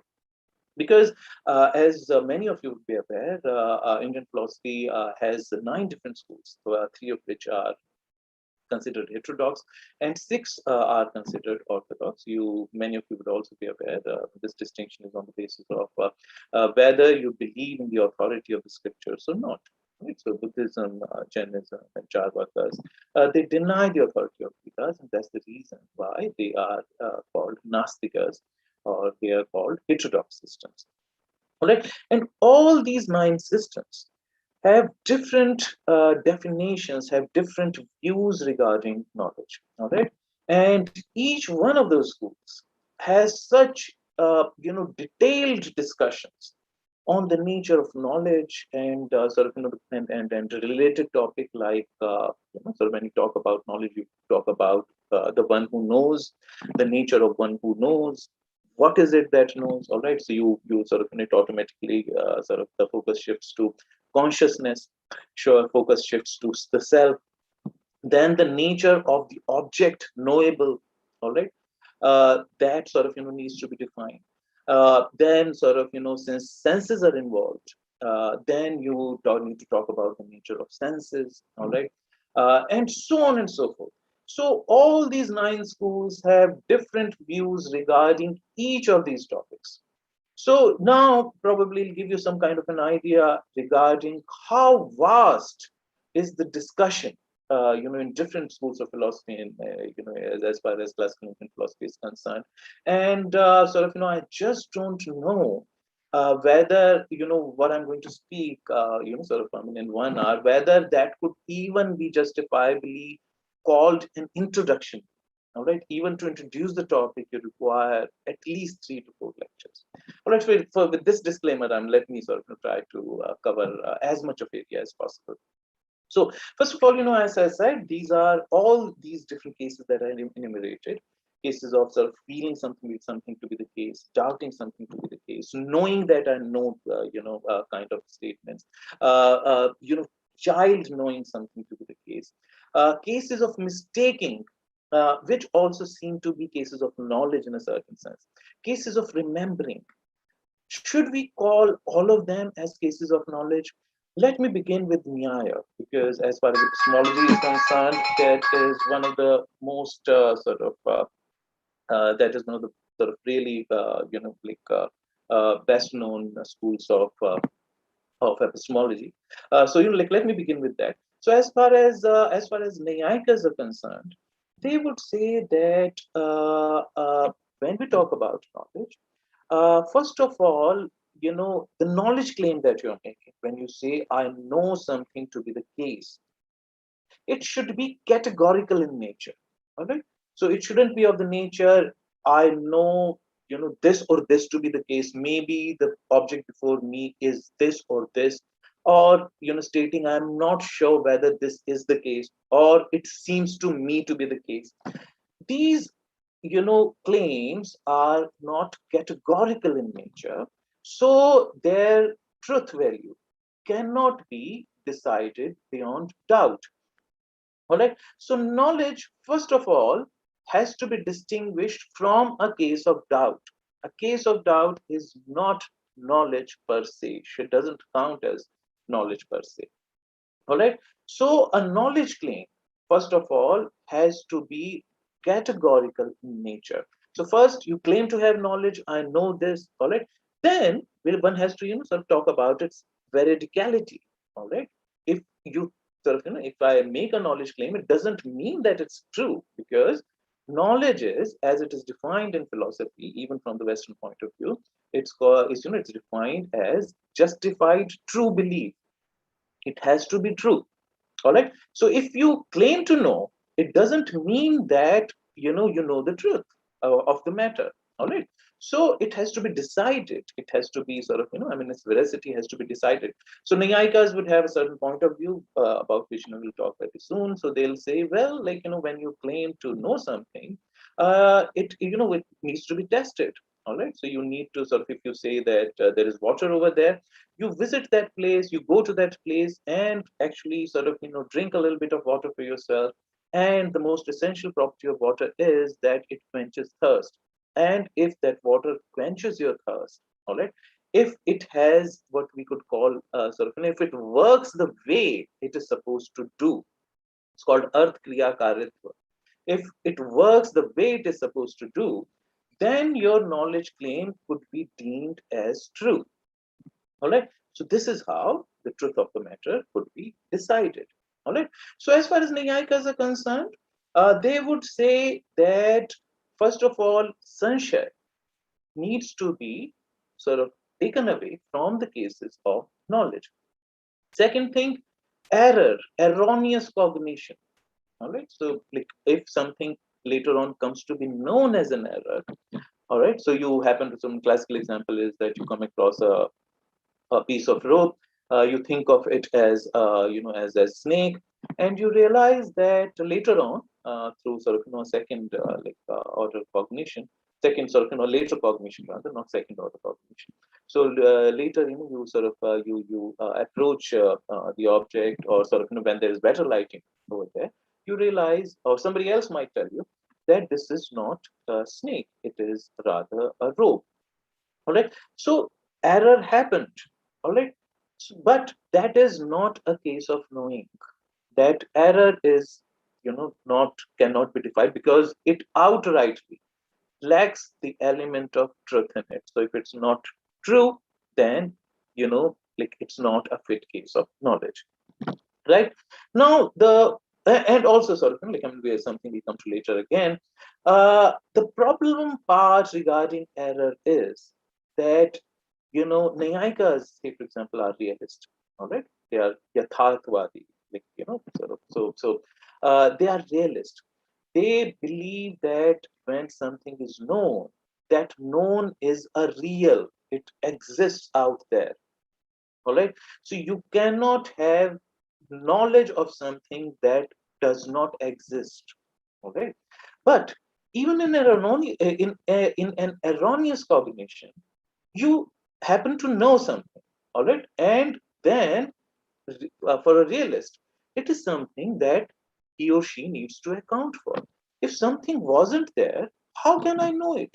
All right, if something could be known without it being real, then you fall into what is called Vijnanavad, all right, idealism. Fine. So for idealists, idealists always capitalize on this. Agnostics, skeptics, जिनको हम संशयवादी कहते हैं, they always capitalize on such cases. They would say, see, in dream, we sort of, we see something that is not the case. What if we are dreaming right now as well? All right. For realists, such cases are always problematic. So a case of error is very important from the point of view of a realist, because that needs to be something that needs to be accounted for. आपको ऐसी किसी वस्तु का ज्ञान कैसे हो गया, प्रतीति कैसे हो गई जो वस्तु है ही नहीं, right? So for a realist, it's a task. And this is also something that distinguishes Indian philosophy, say for example, Western philosophy. In Western philosophy, you do not find such elaborate discussion on theories of error. All right. As far as Indian epistemology is concerned, error and accounting for why errors occur, theories of error. Sort of each school has its own theory of error. So accounting for epistemological account of how and why errors happen is an important topic of discussion as far as classical Indian philosophy is concerned. All right, and theories of error do not have such an elaborate, I mean, as far as my limited knowledge is concerned. As far as Western epistemology is concerned, it's not it's not a matter of great concern. So you do not have similar kind of theories of error over there. But there's a reason for that. As far as Indian philosophy is concerned, Agyan is a very important is a very important thing. All right, because as far as Indian philosophy is concerned, it's always it's always embedded in a context. All right, so there is this famous dictum, there's this famous dictum is called sa vidyaya vimuktai. Knowledge is that which liberates. So as far as classical Indian philosophy is concerned, an inquiry is undertaken from a specific point of view. All right, and the reasons behind it are soteriological in nature. What do we mean by soteriological in nature? हम किसी भी जिज्ञासा शब्द होता है इसके लिए, inquiry के लिए संस्कृत में, जब हम किसी भी चीज की जिज्ञासा शुरू करते हैं, जैसे कि ब्रह्मसूत्र में अथातो ब्रह्म जिज्ञासा, उसका पहला जो सूत्र है अथातो ब्रह्म जिज्ञासा, मीमांसा सूत्र में अथातो धर्म जिज्ञासा. ऑलराइट, जब किसी भी वस्तु की हम जिज्ञासा करते हैं, there is a specific reason for doing that. Alright, and that reason is liberation. The reason is that we want to be liberated, we want liberation, and that is the reason why we enter into a philosophical inquiry, right? So this is how, so that being the case, in most of the schools, one has to also account for, if you're seeking liberation, that means you are not liberated at the moment of inquiry. All right, then you'll have to also give reasons for the state of lack of liberation. What is it that's preventing you from liberation? All right, in most of the schools, it is called agyan, lack of knowledge. All right, lack of knowledge also has to be in that case defined.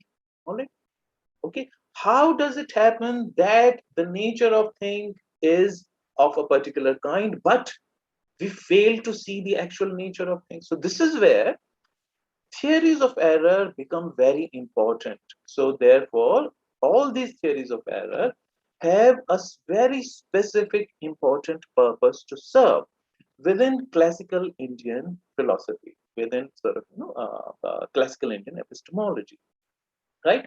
That said, let's proceed further. So from the point of view of Naiyayikas, sanshaya is out, all right, error is out, and then remembrance. All right, so that also, like we talked about right in the beginning, when you say I remember that I visited this place 18 years ago, you seem to know something about the place. All right, but that is also remembrance, is called pratibhigya. that is also, and its source. Pratibhigya is like a case of knowing, is a case of remembrance. All right. And the source of remembrance is smriti, memory. All right. So when you resort to your memory, a case of remembrance occurs, a case of pratibhigya occurs. All right. And you sort of, you kind of sort of happen to remember, well, something is the case with reference to the past. Should we think of it as knowledge? All right. In sort of our day-to-day like parlance is something very, very important. Right? Say, for example, I mean, in the court of law, memory is something very important. Do you remember the events well? That is a major sort of thing in the court of law. All right. So, should we take that to be a case of knowledge? Nayayikas would say no. According to them, Smriti is not a source of knowledge, Pramana. Pratibhigya is not a case of knowledge. It's not Prama. All right. Why so? According to them, it lacks presentedness. All right. It lacks what is certain, like, I mean, it lacks a yathartha of a certain kind. All right. Whenever we talk about knowing, the point of beginning is that something is presented to us. All right. So a tree is presented to us. All right. And that is for a realist a distinguishing mark. All right. For an idealist, sort of, everything is an idea. They don't care about the actual existence of the object known, whether it really exists or not. For idealists, for Vijnanavadins, for Pratyavadins rather, sorry, the Hindi terminology, the Hindi term is Pratyavad. So for Pratyavadins, everything is idea. All right, we cannot move beyond idea. So they would say, like, we can never know for sure whether something that we know actually exists or not. All right, for realist, this is something very, very important. And how do we account for it? We account for it by checking what we know against the nature of something that is known, against this reality. All right. So as I just mentioned, where for the verification, to establish the veracity of our knowledge claim, we actually approach the object, something called a kriya karya, and check the object for ourselves. All right, whether it's working the way it is supposed to. All right. Now, this is something that remembrance, all right, pratibhigya lacks. Pratibhigya lacks presentedness. Like tree comes along with a presentedness to us. It is, उसका एक प्रस्तुतिकरण होता है, उसका हमारे सामने उसकी एक सम्मुखता आती है, वो अपने आप को हमारे सम्मुख प्रस्तुत करता है, उसके जो प्रस्तुतिकरण है, presentedness जो है, that is something that is lacking according to Nayayikas. That is something lacking in a case of remembrance. All right. And therefore, the source of remembrance, source of pratibhigya, namely smriti, cannot be held to the pramana. All right. So now, sort of like I'm to like slightly sum up what we have sort of talked about so far. There are two things. So, first of all, something it seems to be the case. All right. Then just give me a small moment. Actually, I'm sort of not feeling so well. My throat gets parched again and again. Let me have a small bit of water.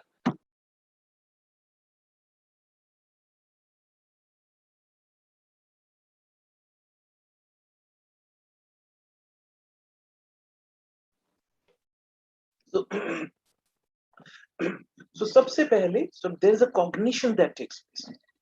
किसी वस्तु का प्रस्तुतिकरण हो रहा है, आपको उसका ज्ञान हो रहा है. Now, another sort of very important thing that we must understand here is, in Hindi, we use the term jnana as synonymous with knowledge. In Sanskrit, jnana is not the counterpart of knowledge in the Western tradition. All right, the term buddhi, Gyan, this means only cognition. All right, किसी वस्तु का केवल दिखाई पड़ना. All right, so bare cognition, उसका cognition होना, उसको हम ज्ञान कहें. All right, उसके लिए बुद्धि शब्द भी इस्तेमाल होता है. Now, in the current Hindi scenario, we do use the term Hindi for mind. All right, this is not how philosophers, classical Indian philosophers, are using the term buddhi. All right, buddhi means a cognitive episode. The term jnana means a cognitive episode. All right, but a cognitive episode later on may turn out to be true or false. All right, and depending upon, say for example, first of all, pramana. किस प्रमाण से हम किसी वस्तु का ज्ञान प्राप्त कर रहे हैं, उसके आधार पर हम उसको ज्ञान प्रमाणित कर सकते हैं और नहीं कर सकते. ऑलराइट, सो स्मृति क्या प्रमाण है? स्मृति प्रमाण नहीं है. तो उससे जो प्राप्त होने वाला हमें ज्ञान है वह प्रमाणित ज्ञान, अर्थात प्रमा. The word for that is प्रमा. प्रमाणित ज्ञान meaning a cognition with a proof which counts as knowledge. All right, so जो प्रमाणित ज्ञान है, प्रमाणित cognition है, उसको ही हम प्रमा कहते हैं. So actual counterpart of knowledge is prama in Sanskrit, whereas ज्ञान basically means cognition. All right, उसकी प्रमाणिकता कैसे सिद्ध होगी? उसकी प्रमाणिकता इस बात पर सिद्ध हो सकती है कि उसका स्रोत क्या है. Alright, अगर उसका स्रोत say for example प्रत्यक्ष है, अगर उसका स्रोत अनुमान है, depending on different schools, so different schools believe different sources of believe in different sources of knowledge. So depending on which school, which perspective you are talking about, you're talking from, the number of pramanas would differ. All right, so that is one way of defining defining what counts as proof. All right, so and also of course there could be different ways of proving the veracity. All right, उसकी जो सत्यता का सत्यापन करने के भी बहुत अलग-अलग तरीके हो सकते हैं. So there would be certain schools, philosophy, say for example, Prabhakaras, also Advaitins. All right, they would say that any knowledge claim, all right, should be taken as as swata pramanit. All right, it should be taken as self, verified. All right, so whenever we say something, it comes along with its own truth.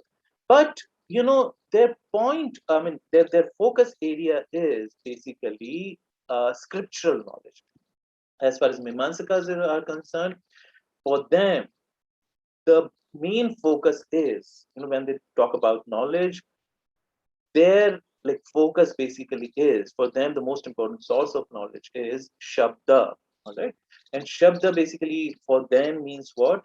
Shabda basically would refer to Vedic corpus of literature, all right, or Vedas. Not that they wouldn't talk about the spoken word by a person, all right. The truth of that would depend on other things. We'll come to that later, all right. But for them, the main source of knowledge is the Vedas, and Vedas do not depend on anything else for proof, because then the absolute authority of the Veda would be curtailed.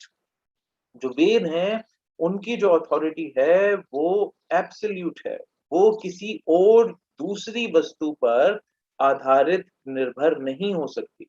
इसलिए जो वेदों में जो वाक्य प्रस्तुत होते हैं, वेदों में जो ज्ञान प्रस्तुत होता है हमारे सामने, उसको वेरीफाई करने की कोई आवश्यकता नहीं है. वह स्वयं में ही प्रमाणित होता है, वह स्वतः प्रमाणित है. Right? Whereas in other schools of philosophy, say for example, Nyayikas, Buddhists for that matter, all the heterodox schools, I mean, since they don't believe in the scriptural part of the Vedas, so for them, no knowledge could be swata pramanya. There could be no knowledge claims which are self-veridical. All right. So how do they need to be verified? Nyayikas being realist, as I just mentioned to you, this is also something that Buddhists would agree to. Buddhists also sort of agree to this, that knowledge claim, the truth of it has to be verified on the basis of the nature of the object as such. You go and check for yourself whether the water that you see quenches thirst or not, so on and so forth. So this is the question of veracity. All right, and also I also told you about sort of the reasons why the case of doubt, all right, sanshaya, the case of remembrance, and the case of error are discounted from the cases of knowledge per se, right? So this is one part of the discussion. Also, certainly, let me also briefly also tell you that Prabhakaras, which are a school of Mimamsa, they reject memory for a different reason. They say their argument is interesting. They say that, see, memory always gives us a knowledge of something that is already known. All right. But why, if something is already known to us, why do we need to know it again? All right. So for them, an important mark of knowledge is anadhigatata. All right. That it should be about something that is not already known. Something that is already known to us, we do not need to know it again. And since remembrance, pratibhigya, lacks anadhigatata, all right, also the nature of anubhuti, immediateness, for them knowledge comes along with this, this element of anubhuti. It is immediate in nature. Both anadhigatata and anubhuti, these both elements are missing in remembrance. All right, therefore remembrance should be discounted from a case of knowledge. This is one part. Another part is, how do we define we know that we know? First of all, it might occur to us that it might seem to us, why, like, isn't it unnecessary hair splitting? We talk about, like our knowledge. It makes sense when I say I know something to be the case. What kind of statement is this? I know that I know something is the case. All right. The reason why this is important for us, I mean, in very lay person in very commonsensical terms, like, we know that we know, which also, apart from other things, refers to reflective awareness. All right, is something that is unique to human beings. That is something that, in all probability, you cannot be sure about this, but in all probability, something that lacks otherwise in all the animal world, right? Animals, I mean, we may doubt whether they we could sort of even claim that they know something to be the case, all right? Basically, they feel something to be the case, right? And they simply act on that. This is what happens, right? But we are, among human beings, we also have this reflective awareness whereby we ask questions. And when we ask questions, we further our knowledge. All right. It's only through reflective awareness that we raise questions about our knowledge itself. All right. So unless we reach a reflective level, the growth of knowledge would not take place. All right. Universities wouldn't be there. Why are universities there? Because we reflect further, we investigate further into already existent corpus of knowledge. Through reflection, questions are raised. Then we work upon those questions as a part of our research program. And when we find answers to those questions, tentative answers to those questions, because on further reflection, they would also be questionable. All right. So reflective awareness, knowing that you know, is a very, very important part. All right. How does one account for this? There are three different ways of accounting for it. Nayayikas say that it requires only a second order awareness. So when I say I know that that object is a tree, All right. Then when I say, when I want to be sure that like, I mean, when I want to have a reflective awareness of it, all right, when I want to be aware of the fact that I know, I raise a second act of awareness inside of my mind. All right. So there is one act of awareness. Then when I want to know that I know, I want to reflect over it, there is a second order awareness. All right. Anuvyavasai, it's called. So first act of awareness is engaging with the object of knowledge. Vyavasaya. All right. And then when I reflect over it, all right, that act of reflective awareness is second order awareness. It's called anuvyavasaya. All right. But then some other sort of, say for example, Prabhakaras, they argue, well, then, this chain would never stop. So, there's something to be the case. Then when you reflect over it, you know that something to be the case. But then there could be a third order awareness also. You know that something to be the case. And then it would be endless. What kind of sort of, chairization of reflective awareness of, is this? Which leads to what is called anavastha dosh. If something leads to infinite regress, it is considered as a dosha in classical Indian philosophy. All right. Maybe not in sort of contemporary science so much so, but in classical Indian philosophy, it is a dosha. It's a fallacy, and it's called anavastha dosha. So, but then how do Nayayikas account for it? Nayayikas point out that like they are also philosophers who believe in common sense. All right, so like loka vyavaar, common practices, all right, are also a touchstone to establish the truth of something. It's not a pramana, all right, but Nayayikas resort to what they call loka vyavaar a lot. All right. So they say that, in common practice, we do not require a third order awareness. Second order awareness is sufficient. All right. For all practical purposes, that serves the purpose. All right. Therefore, for all commonsensical purposes, from the point of view of practice, we do not require a third order. Anu vyavasaya. Therefore, that needs to be discounted. All right. Then there is another take on the issue, very interesting take on the issue, which is which comes from the Bhatta Mimamsakas.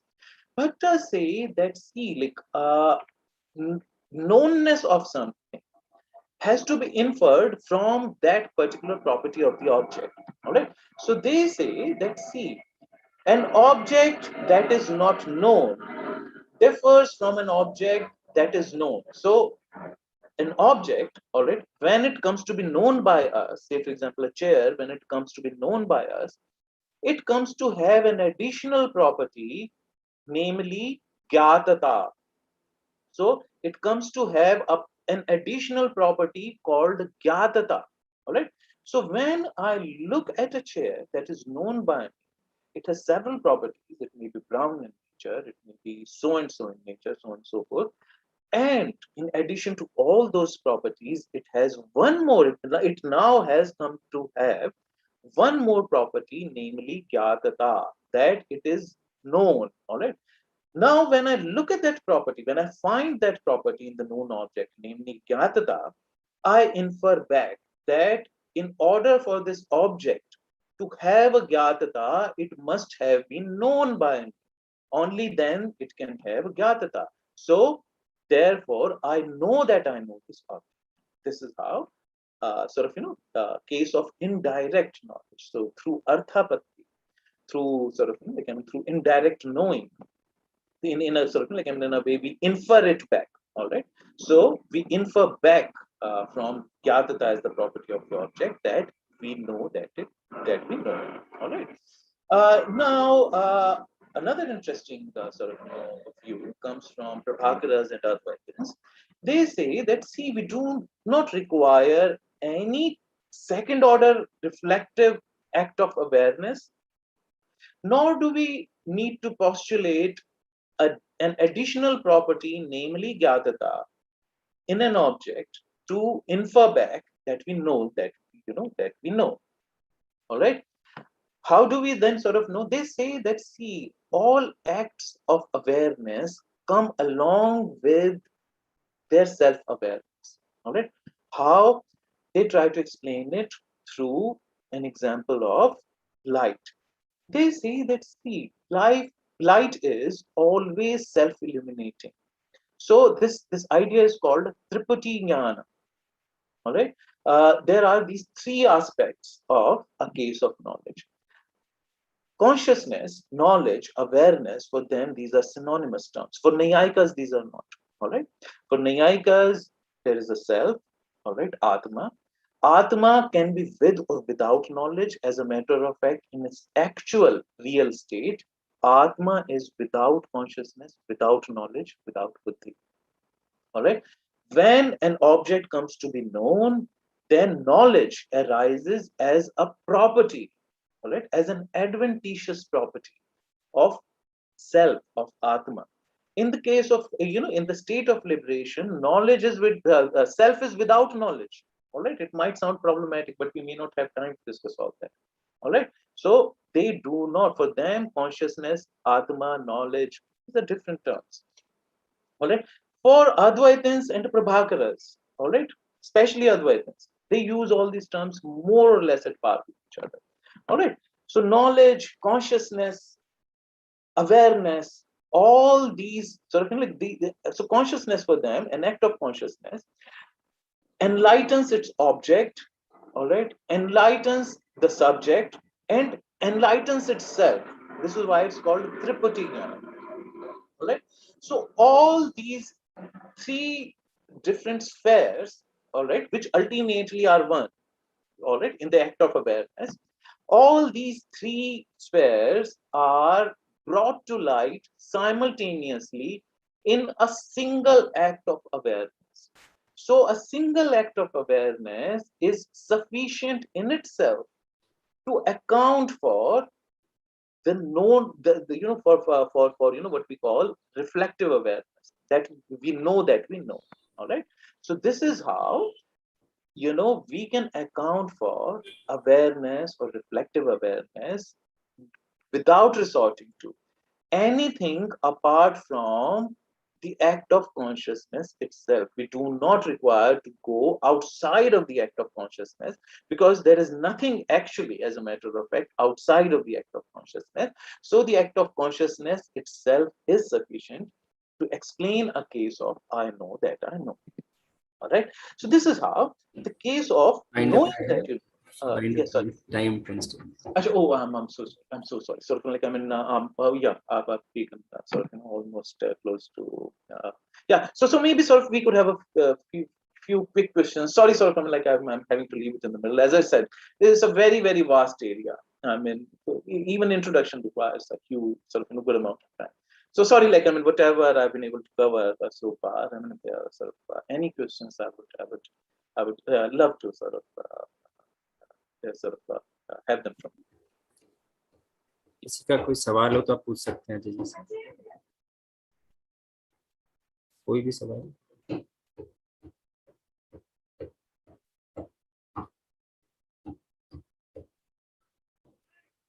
प्रतिभागियों को मैं आमंत्रित करूंगी प्रश्नों के लिए।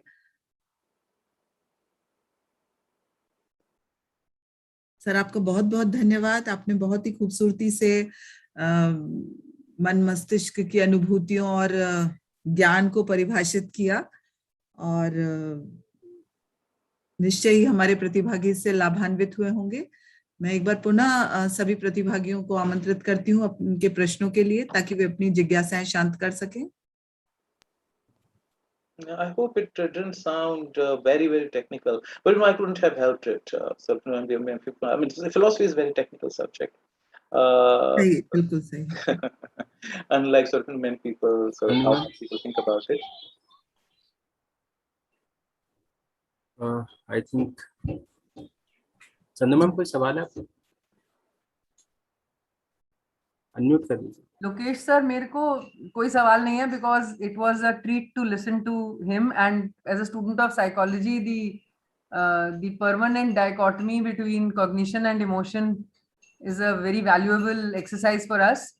as students of psychology who were trained in the, I mean, in my time, we were completely almost trained in the behavioristic tradition. So the overriding of cognitive frameworks and the underplaying of emotion, and to look at emotion also from a cognitive framework, as students of psychology, that has been our training. Increasingly, as we have gone ahead and looked at Indian systems of learning and looked at alternate ways of cognizing and looking at the emotive exercise, emotions exercise in emoting, being guided from an alternative framework has been knowledgeable. So उस चीज को देखते हुए मेरे लिए तो it was a very valuable input.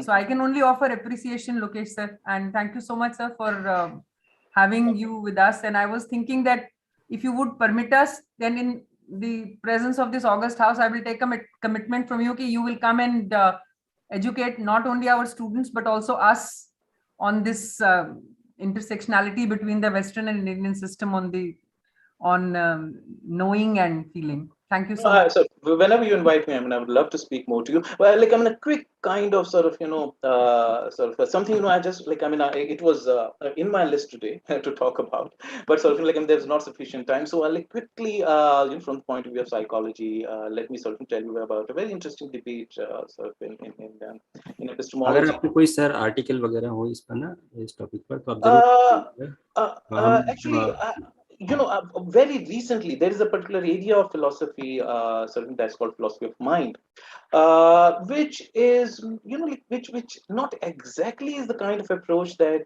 psychologists would have, but there we talk about, we do examine behaviorism, we do examine several of these theories from a philosophical perspective, and I'm in the process of writing at least 2 articles from the point of view of philosophy of mind. One of them is complete, and I will be sending it out soon. But it takes time. It will take probably like at least a couple of years if it is accepted. And then peer review for publication. So, but like, let me assure you that from the point of view of psychology also, classical Indian philosophical sources are very rich in several kinds of discussions around the theme. One such discussion is whether pain and pleasure. All right, I also refer to a sentence: "I feel pain. I am in pain." All right. So such kind of feelings is pain, pleasure, which is purely qualitative in nature. Emotions are purely qualitative in nature. All right. So say for example, like, let me explain it like this. When you say I'm in pain, pain may not have an object beyond itself. All right. Sort of like when you say I know, then we want to know what you know. The sentence is incomplete. All right. So knowing is transitive in nature. Knowing is always something of something something of that is known. All right. It always requires an object. When you say I'm in pain, that is sufficient. Pain is its own object. All right. So it's a feeling and an object at the same time. All right. So it has this peculiar nature. So what do we mean when we say I feel pain? Nyayikas would say pain is an object of knowledge. All right. Now that's a very difficult thing to defend, because if they are realist, then an object is still there even if you don't know it. All right. But can pain be there without your knowing it? That would be very sort of, that'll be very funny to believe. All right. You cannot have pain without knowing it. All right. This is what Buddhists press them against. All right. So the Buddhists point out, they point out that like pain and the feeling of it and the knowing of it always happens together. Therefore, pain is nothing but the actual act of knowing. All right. Nyayikas, being the realists, they would say no, it's an object of knowledge. And in that case, they'll have to prove that pain can exist without your knowing it. And they do it in a very interesting way. I may not have time for that. Yeah. It seems there's another question. दिशा ने hand raise किया। दिशा, आप mic unmute कीजिए जी। Thank you so much for that. Sorry. Thank you so much. Thank you so much for that. Thanks so much. Thank you. And just can I take a minute? I just wanted to share with you that in a course that I taught on psychology East and West in 2009, I had used with a lot of Ajit Dalal's work and some of Safaya's work. And so Dr. Safaya, of course, I feel that he came much before his time, so he remained unsung. His translations, his work has been very, very seminal, and I just wanted to share that with you, that those two, and of course Ajit Dalal's work and on self and this thing, that has been very beneficial for students of psychology. I really don't know how far it would be valuable to people in philosophy, but some aspects of cognition, emotion, and affection are well dealt with in terms of laypersons or even a lay students of a preliminary student of psychology from those perspectives. So just wanted to share that, and my email address is here, but I would really welcome any inputs that you would give. Thank you so much. Thank you so much. As a matter of fact, there's a lot of work going on in philosophy also. There is now an emerging field. I shouldn't call it emerging field because it's been there, for sort of probably more than 10 years now.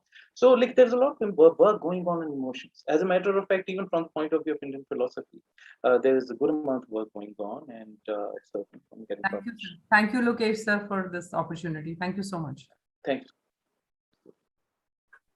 So, last question, Lisa. Ji sir.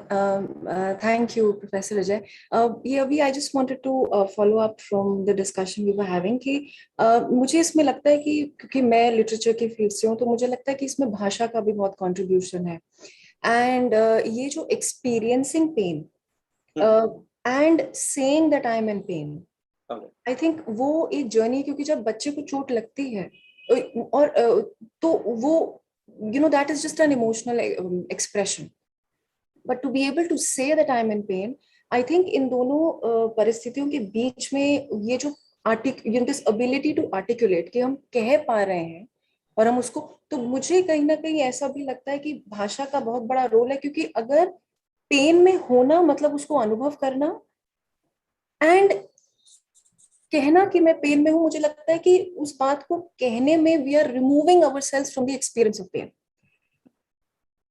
Sure.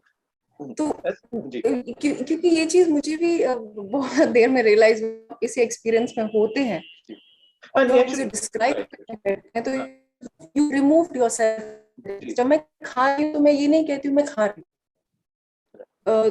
तो I think language also has a role to play in trying to talk how we experience and then how we choose to describe it. Right. तो क्या वो मेरे लिए painful है या pleasure?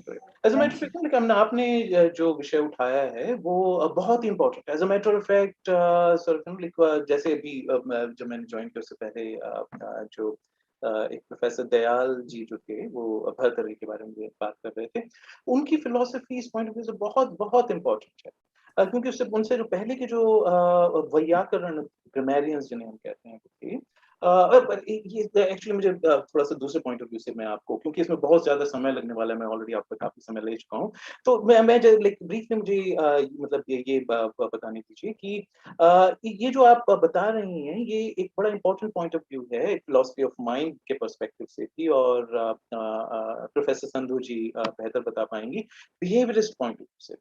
जब एक तो होता है जो बिहेवियरिस्ट्स हैं वो कहेंगे कि पेन का मतलब क्या है. पेन, अब किसी के पेन को हम अपना जो व्यक्ति जिसको पेन होता है केवल वही जानता है, प्योरली क्वालिटेटिव एक्सपीरियंस है, राइट. हम दूसरे के पेन को देख नहीं सकते. तो पेन जो है एज एन ऑब्जेक्ट, कैसे हमें इसके बारे में पता चलता है. तो बिहेवियरिस्ट कहेंगे कि pain is nothing but the behaviour. एक पर्टिकुलर टाइप का जो बिहेवियर है, बच्चा जो है एक पर्टिकुलर टाइप का बिहेवियर प्रस्तुत कर रहा है, यही पेन है और इसके अतिरिक्त कुछ भी पेन नहीं है. माइंड में जाने की कोई बात ही मत कीजिए, क्योंकि माइंड के अंदर जा ही नहीं सकते हैं. Alright. As a matter of fact अब तो ऐसी थियरीज आ गई हैं वेस्टर्न फिलॉसफी में जो कहते हैं कि माइंड जैसी कोई चीज ही नहीं होती. उसको कहते हैं एलिमिनेटिव फिजिकलिज्म. वो उन्होंने ये माइंड का जो एक अवधारणा है उसी को ही वो विलोपित कर देना चाहते हैं, राइट. तो वो एक बिहेवियरिज्म से आता है. इसीलिए मैंने जो शुरू में कुछ सेंटेंसेस दिए उनमें मैंने कहा कि अ चाइल्ड नोज. क्या ये एक ऐसा सेंटेंस हम बना सकते हैं, क्या हम कह सकते हैं कि किसी शिशु को भी पता होता है कुछ. भर्तृहरि कहेंगे यस, क्योंकि उनके लिए लैंग्वेज जो है वो इन्नेट है, हम भाषा के साथ ही पैदा हो जाते हैं, alright? Or as a matter of fact, this is called something called innatism in linguistics, alright? This is something which is now sort of, I mean, after Chomsky, ये एक linguistics में भी एक major sort of way of thinking है. Chomsky जो है वो उन्होंने बिल्कुल रीडिफाइन कर दिया है जो लिंग्विस्टिक्स का जो एरिया है.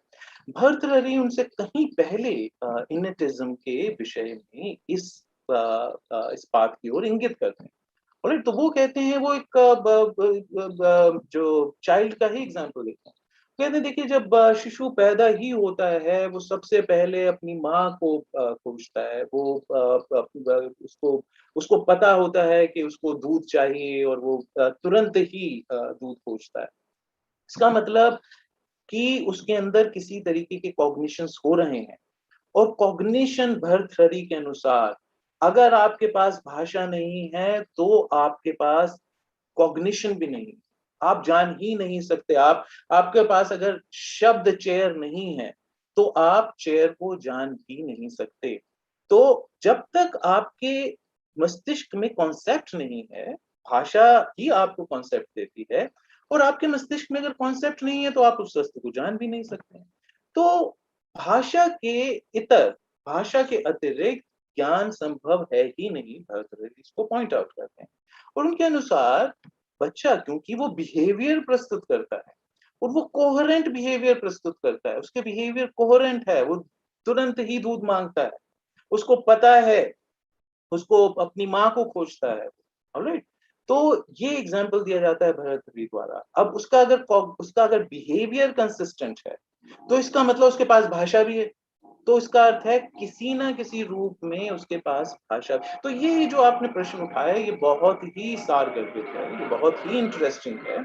और भर्तृहरि जो थे कुछ एक फ्रंट रनर्स में से थे जिन्होंने इस बात के, अब मैं चॉम्स्की की जो आर्गुमेंट्स हैं उनको बताने में like another sort of 10 minutes would be required, but thanks for this question. It's a very important question. Thank you. धन्यवाद सर आपके एक सारगर्भित व्याख्यान के लिए. अब मैं धन्यवाद ज्ञापन हेतु आमंत्रित करूंगी डॉक्टर बबलू रे सर को कि वे इस सत्र का धन्यवाद ज्ञापन करें. I should be thanking all of you actually for listening to me and for sparing your time and good morning everyone. Good morning everyone. Bablu आपकी आवाज नहीं आ रही, बहुत दिनों बाद दिखाई दिए आप. डॉक्टर बबलू रे, आपकी आवाज नहीं है. entire organizing team FDP and all eminent speaker Dr. Ajay Verma sir for